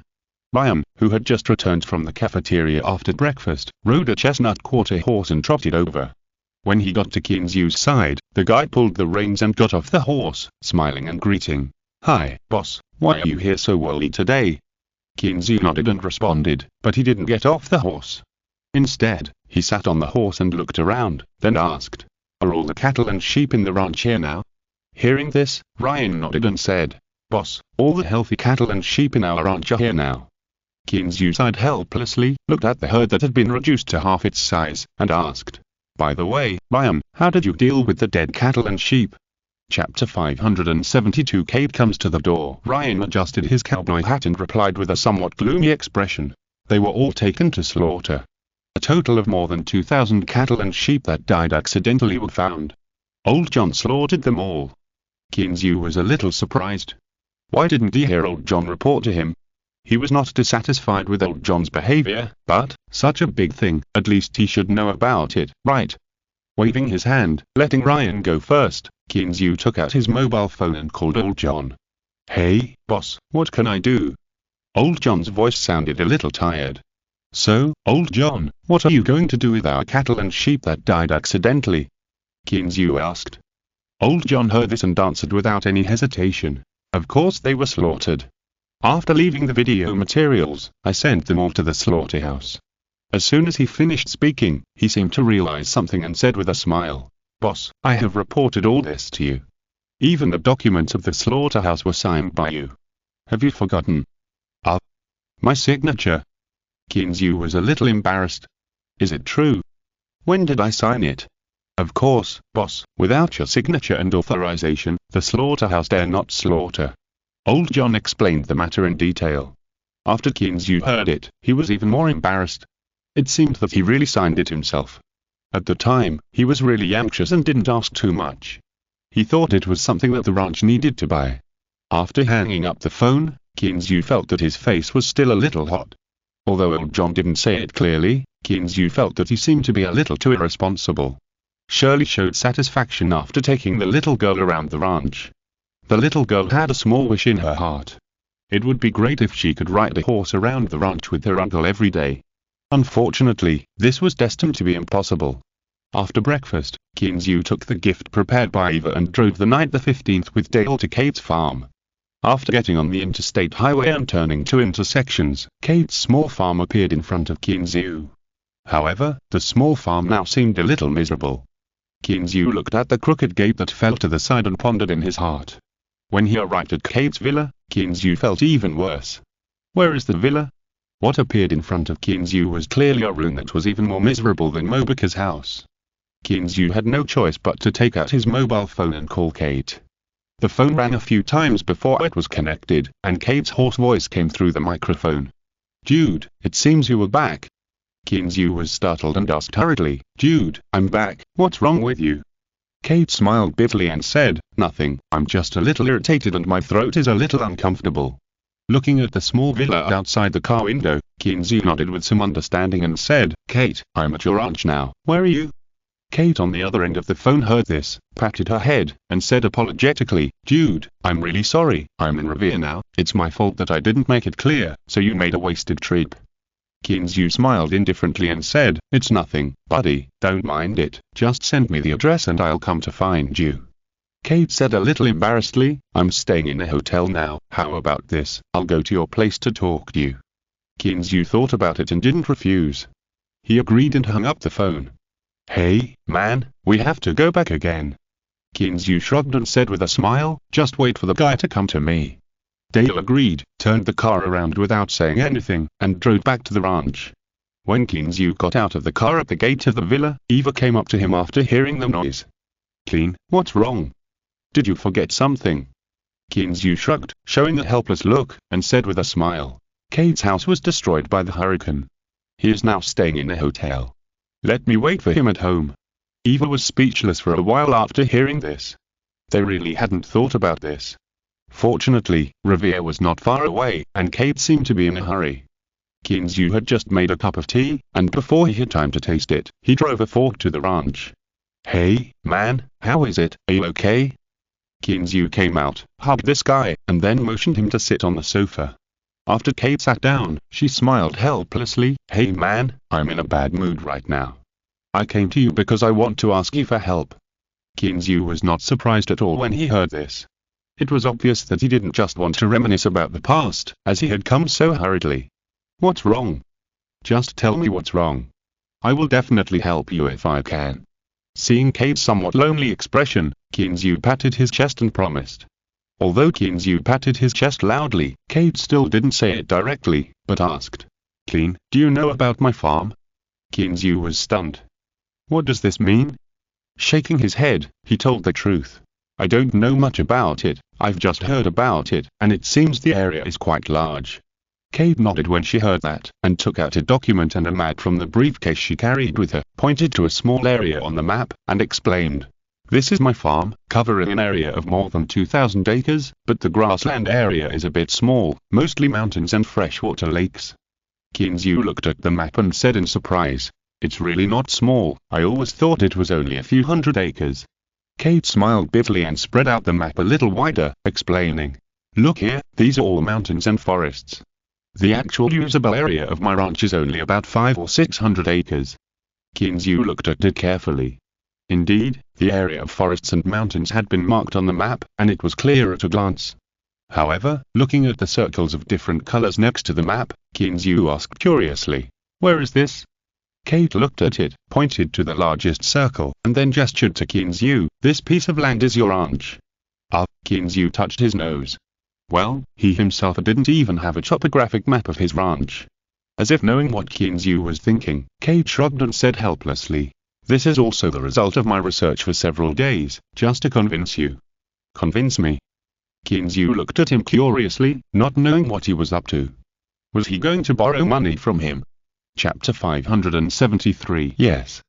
Kate nodded, put the map on the coffee table, crossed her hands in front of her chest, organized her words a little, and asked, "Clean, I wonder if you have any idea of buying a ranch?" "What? Buy a ranch?" Kinzu was really surprised this time. "My own ranch is still vacant, why do I need to buy a ranch?"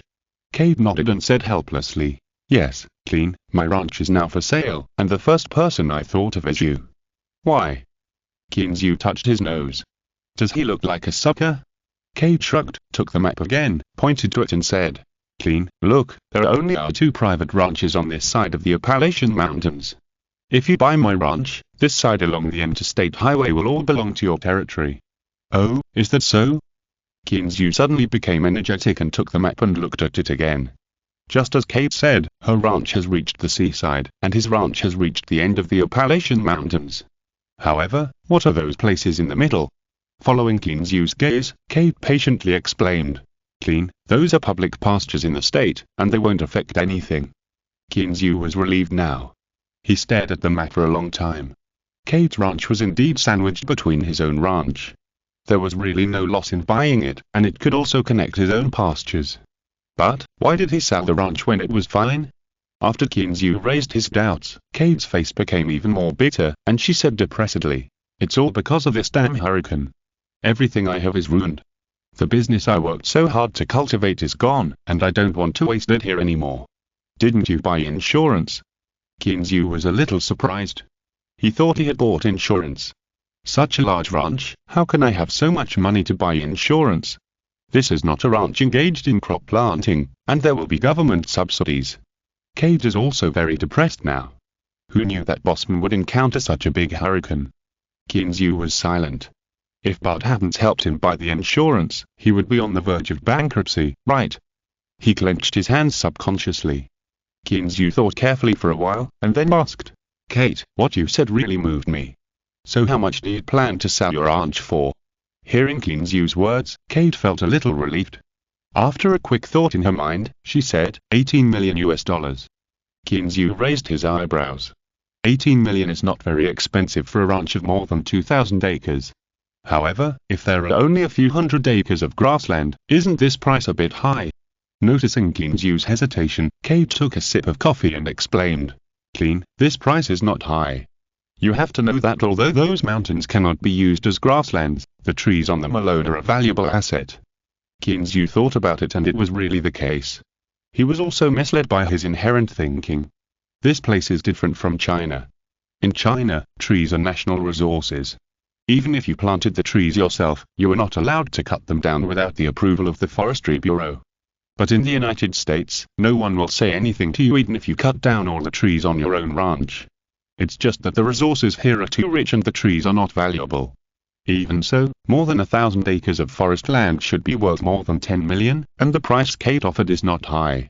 Looking at Kate's expectant eyes, Kinzu sighed, shrugged, and said with a smile, "Okay, since you said so, I won't say anything."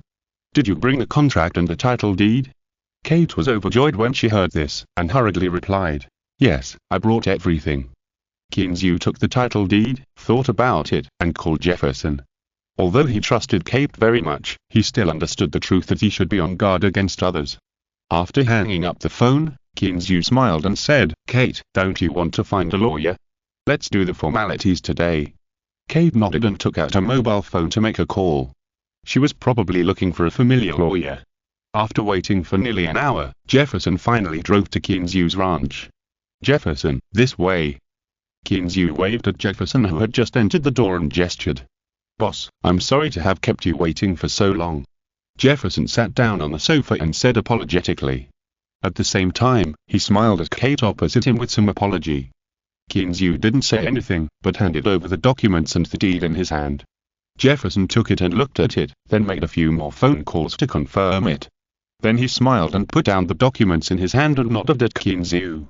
"Boss, the contract is fine." Kinzu heard the words, took it with a smile, picked up the pen and signed his name very straightforwardly. Seeing this, Kate waved her fist excitedly, and her joy was beyond words.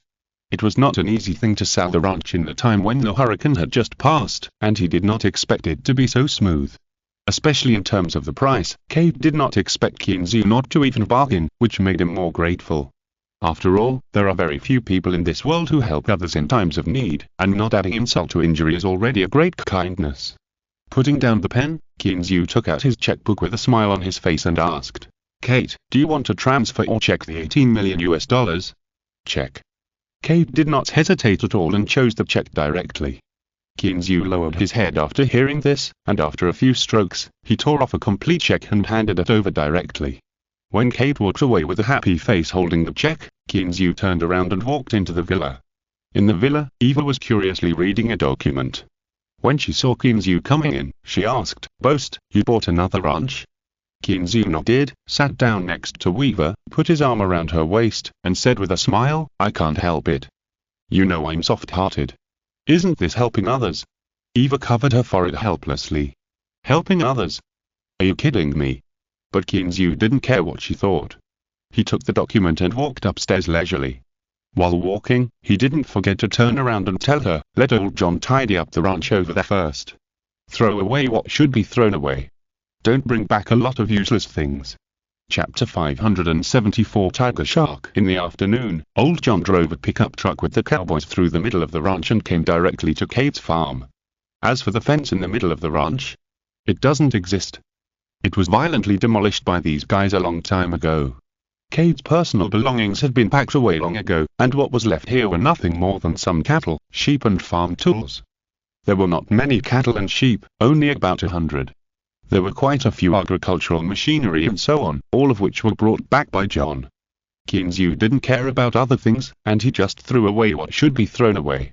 Kinzu didn't plan to rebuild Kate's villa, and he just asked someone to clean it up. Then he used the fence to enclose the outside again, and now the whole ranch belonged to Kinzu.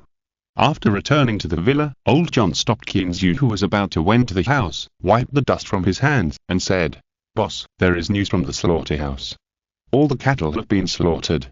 We can go and get the beef back." Kinzu looked at the time and waved his hand without interest. "It's too late today. Let's do it tomorrow. Send some over after you bring it back." Old John nodded, said nothing more, said hello, and drove away in the pickup truck. After entering the villa, Daho came up to greet him with his little tail wagging. Seeing the attentive look of the little guy, Kinzu knew that he must have made a mistake again. Sure enough, Kinzu just picked up the little guy and heard Eva's suppressed angry voice. "Daha, roll over here." Eva came down from upstairs with an angry face, holding a pure white t-shirt. "What's wrong? What did the little guy do again?" Kinzu smiled and sat on the sofa. Before Eva could explain, Shirley next to her came over and stayed in Kinzu's arms, looking at Daha on the other side, and said with a smile, "Uncle, Daha wet Eva's room today." Not really?" Kinzu looked at the little guy in his arms with a frown. "Is this guy the type who only remembers to eat but not to be beaten?" "Why not, you little bastard who deserves to be beaten? This is my favorite dress." Eva looked angry and looked at Daha fiercely, as if she was thinking about where to start. Daha was stared at by Eva, and he couldn't help but shrink his body and squeezed his little body into Kinzu's arms again. He was still sobbing, as if he wanted to say something, but he didn't know how to say it, and he looked a little aggrieved. "What's wrong, little guy? Do you have anything else to quibble about?" Kinzu held the little guy's ears and made him look directly into his eyes. Woo-woo, Daha whimpered in grievance, as if protesting Kinzu's brutality, and his little body curled up in Kinzu's arms like a boneless person. Kinzu was a little surprised. This little guy had made mistakes more than once or twice, but he had never been so wronged. What happened? Eva on the side was also a little surprised. She was seen to be so angry just now, but she was pretending to scare the little guy. Unexpectedly, this guy acted more aggrieved than her. "Clean, what's going on? Didn't it do it?" Kinzu turned his eyes away from Daha and looked at the remaining little guys. Shalha lay there nonchalantly, looking at this side with sparkling eyes, as if it was fun for him to see his brother being scolded. Daha and Xiao snuggled together. Seeing Daha being trained, they clacked their little paws with some gloating, as if they were very happy. Kinzu looked at it with a bit of laughter and tears, and rubbed the little guy's head. "You really made a bunch of bad friends. Forget it, just remember it next time." It was really funny, so Kinzu let the little guy go. "Clean, just spoil them, and see what happens if they pee on your bed one day." Eva pouted her lips in frustration. "It won't happen again, it won't happen again." Kinzu smiled and put a bag of fruit on the coffee table, saying, "Go wash these things. I didn't expect that Kate Farm has planted a lot of fruit trees." Eva took the fruit, sighed helplessly, and went into the kitchen to get busy. After she left, Kinzu breathed a sigh of relief, put his feet on the sofa, and lay down comfortably on the sofa. These fruits were really picked by Kinzu from the fruit trees specially planted in Kate Farm. After dinner, Kinzu coaxed the little girl to sleep, and then turned his thoughts to cheese. After a day and a night of intermittent travel, they finally rushed back to the dock this morning. Originally, Kinzu thought that the two guys would be back last night. Who knew that when he turned his vision, Kinzu found out that the two guys were playing while walking. However, now is not the time to think about these things. After he shifted his thoughts, he directly controlled Cheese and took the giant python and set out on the journey again. Cheese was helpless. "I just took a break. Do you want to let the python live?" But it was useless to complain. Kinzu still controlled the big guy and rushed to the destination. Not to mention, the seabed is indeed a complete food chain. Big fish eat small fish, and small fish eat shrimps. Before walking far, Kinzu saw many scenes of big fish preying on small fish. Not to mention, these guys are much more cruel than humans when they use their hands. Just when Kinzu was stunned, he saw the seawater in front of him surging, and a manta ray with a body length of nearly 2 meters and a silver light all over his body appeared in front of Kinzu. "Isn't this Yingguang?" Kinzu was shocked and just wanted to rush over. He saw Yingguang swimming rapidly in the sea. When the turbid seawater was surging, several tiger sharks with a body length of nearly 3 meters appeared in front of Kinzu. "Fuck, are you bullying my Yingguang?" Kinzu got furious as soon as he saw it. "Is it easy for me to catch your manta ray?" Wagging his tail, Kinzu sped up his swimming speed, and in the blink of an eye he came between the manta ray and the tiger shark. Yingguang saw several guys suddenly appearing in the field, and he breathed a sigh of relief. It was really uncomfortable to be chased. Kinzu was not polite to the guys. At the moment when they were stunned, Kinzu's big tail whistled and pounced on them. A tiger shark couldn't dodge in time and was hit directly on the head by Kinzu. He was dizzy and rolled directly to the bottom of the sea. Kinzu succeeded in one strike and didn't hold back. His big tail swept through the army, causing several tiger sharks to retreat. Just when Kinzu was extremely proud and ready to make further efforts, he suddenly felt a pain in his tail. How to describe that feeling? It was as if he had used up all his strength, but was whipped on a hard rock. It was very sour. Chapter 575. Rain and Sunshine. Kinzu suddenly stepped back a distance, and then he found that behind that tiger sharks, there was a bigger tiger shark. This guy was more than 6 meters long, with sharp teeth flashing cold light. At this moment, he was staring at Kinzu with a fierce look, as if he would start a fight if he disagreed with him. Damn, where did all these big guys come from? Kinzu felt a little headache. Although he was 10 meters long, he was not as strong as the others. He probably couldn't beat it. No, Kinzu suddenly remembered, damn, he was obviously a long-range soldier, why did he always want to fight with others? Shaking his head speechlessly, Kinzu quickly retreated under the vigilant eyes of the tiger sharks. The big tiger shark seemed to have noticed something and felt something was wrong. It swung its big tail violently and rushed up directly. But before it could get close, an ice cone flashing with cold light had already cut through the seawater and quickly pounced on him. It is said that animals have the instinct to avoid danger, which is absolutely true. The big guy was shocked but not panicked. He swung his tail and barely avoided the attack. However, the sharp ice cone still took away a few pieces of meat from it. The tiger shark, still in shock, looked at Qinzu in the distance with some fear. What kind of magic is this? Can it be played like this? Qinzu will not be polite to it. He will take his life while he is sick.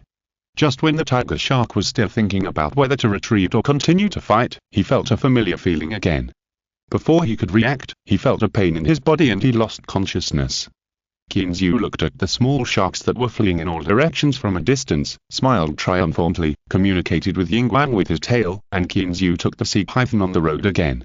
However, the distance was a bit far, and Qinzu just stared at it for a while and then lost interest. After telling Cheese the target, Qinzu moved his vision back by himself. Although the seabed is beautiful, it will get boring if you keep looking at it. And it swam too slowly. He saw it and felt a little anxious. After retracting his vision, Qinzu fell into a beautiful dream. He felt that he had not slept so comfortably for a long time. In the morning, the long-lost sunshine finally appeared in the sky of the ranch. The golden sunlight shone on the messy grass of the ranch, which was particularly dazzling. The black Angus cattle, moving their thick thighs, stepped out of the cattle pen to welcome a new day of life. They seemed to have never taken the disaster they encountered a few days ago to heart and were still so calm. Groups of beautiful slave sheep like white clouds, led by their stupid big leader, walked out of their homes carefully. Of course, they are always cautious, not the stupid big leader. After all, the name of the beast is not for nothing. In front of the villa, several foreign women with blonde hair and blue eyes and high noses were sweeping the fallen leaves in front of the door. Autumn is good everywhere, but this is annoying. There are endless fallen leaves to sweep every day. Especially for a big villa like Qinzu's, it's hard to tell how much time is wasted just cleaning every day. In the past, Suzy and the others came to help clean, but now there are so many women living in the villa, so Qinzu didn't let them come. After all, it's not good to have only idle people on the ranch. Hi, Aya, you've had close contact with the boss, what do you think of him? A graceful Latin American female bodyguard. Everyone has a little gratitude and curiosity in their hearts about this Chinese boss who gave them a new life. Aya stopped what she was doing, leaned against the corner of the villa and thought silently for a while, then smiled and said, "The boss is a very magical man." In the villa, Eva was busy in the kitchen, looking at the eggs in the frying pan in front of her, but her thoughts drifted away involuntarily. Uncle, it's time to get up." In a daze, Qinzu was awakened by a childish voice. Rubbing his blurry eyes, the little girl in a pink princess dress came into his sight. "Shirley, why are you up so early today?" Wrapping himself in a blanket, Qinzu sat up against the head of the bed. Shirley flashed a sly smile on her face, shook her two ponytails, raised her little face innocently, and asked in her childish voice with a hint of grievance, "Uncle, didn't you promise me that you would play with me every morning?" Qinzu was stunned. "When did I promise?" But when he turned his head and looked at the little girl's expression, which looked like "if you dare to say no, I will cry for you," he swallowed his words back. "Okay, little girl, I'm afraid of you." Qinzu yawned helplessly and got off the bed. He came to the window and opened the thick curtains, only to find that it was a sunny day outside. After washing up under the impatient urging of the little girl, Qinzu pulled the little girl downstairs with a helpless look on his face. This is really retribution in this life, and it comes back so quickly. I just caught the little girl off guard yesterday, and today she blamed me for it. Is this what you deserve? Clean, good morning, little princess, good morning. Ween, who helped to bring breakfast to the restaurant, looked at the man and woman coming down from upstairs and greeted them with a smile. Qinzu nodded at her and sat down on the sofa in the living room. He didn't want to get up yet. The little girl was very sensible and gave a sweet smile, saying in a childish voice, "Good morning, Aunt Ween." Eva heard the voice, walked out of the kitchen, smoothed a strand of hair scattered around her ears, and said with a smile, "Shirley, why did you get up so early again today?" Shirley just jumped onto the soft big sofa, and when she heard Eva's question, she supported the sofa cushion with her little hands and said happily, "Uncle said he wanted to play with me." Qinzu rolled his eyes helplessly. "When did I say that? Why don't I remember it?" But looking at the serious expression of the little girl, Qinzu was a little uncertain. "Did I really say that?" Eva looked at Qinzu with some surprise and teased, Clean, it's rare that you get up so early. What Eva said was not false. Without the pressure of life, Kinzu now lives the life he has always longed for. Counting money until his hands cramp, this has not been realized yet. But sleeping until you wake up naturally is something you must do every day. Shilulu Shirley, who was talking to Eva with a smile, suddenly felt something behind her, constantly pulling her little skirt. When she turned around and took a look, she was startled by the long and handsome horse face of the foal. "Hey, you guy, don't bite my skirt." Findi est captulo much as great as Pelaga hasta el final. No esse olvidentid al like busgasms contenido exclusivo ixo immediato. Si escrabata news Patreon. Recurada, card alike, si escripsino donaking nos anima a continue. Great as a todos nos vemos on el próximo video.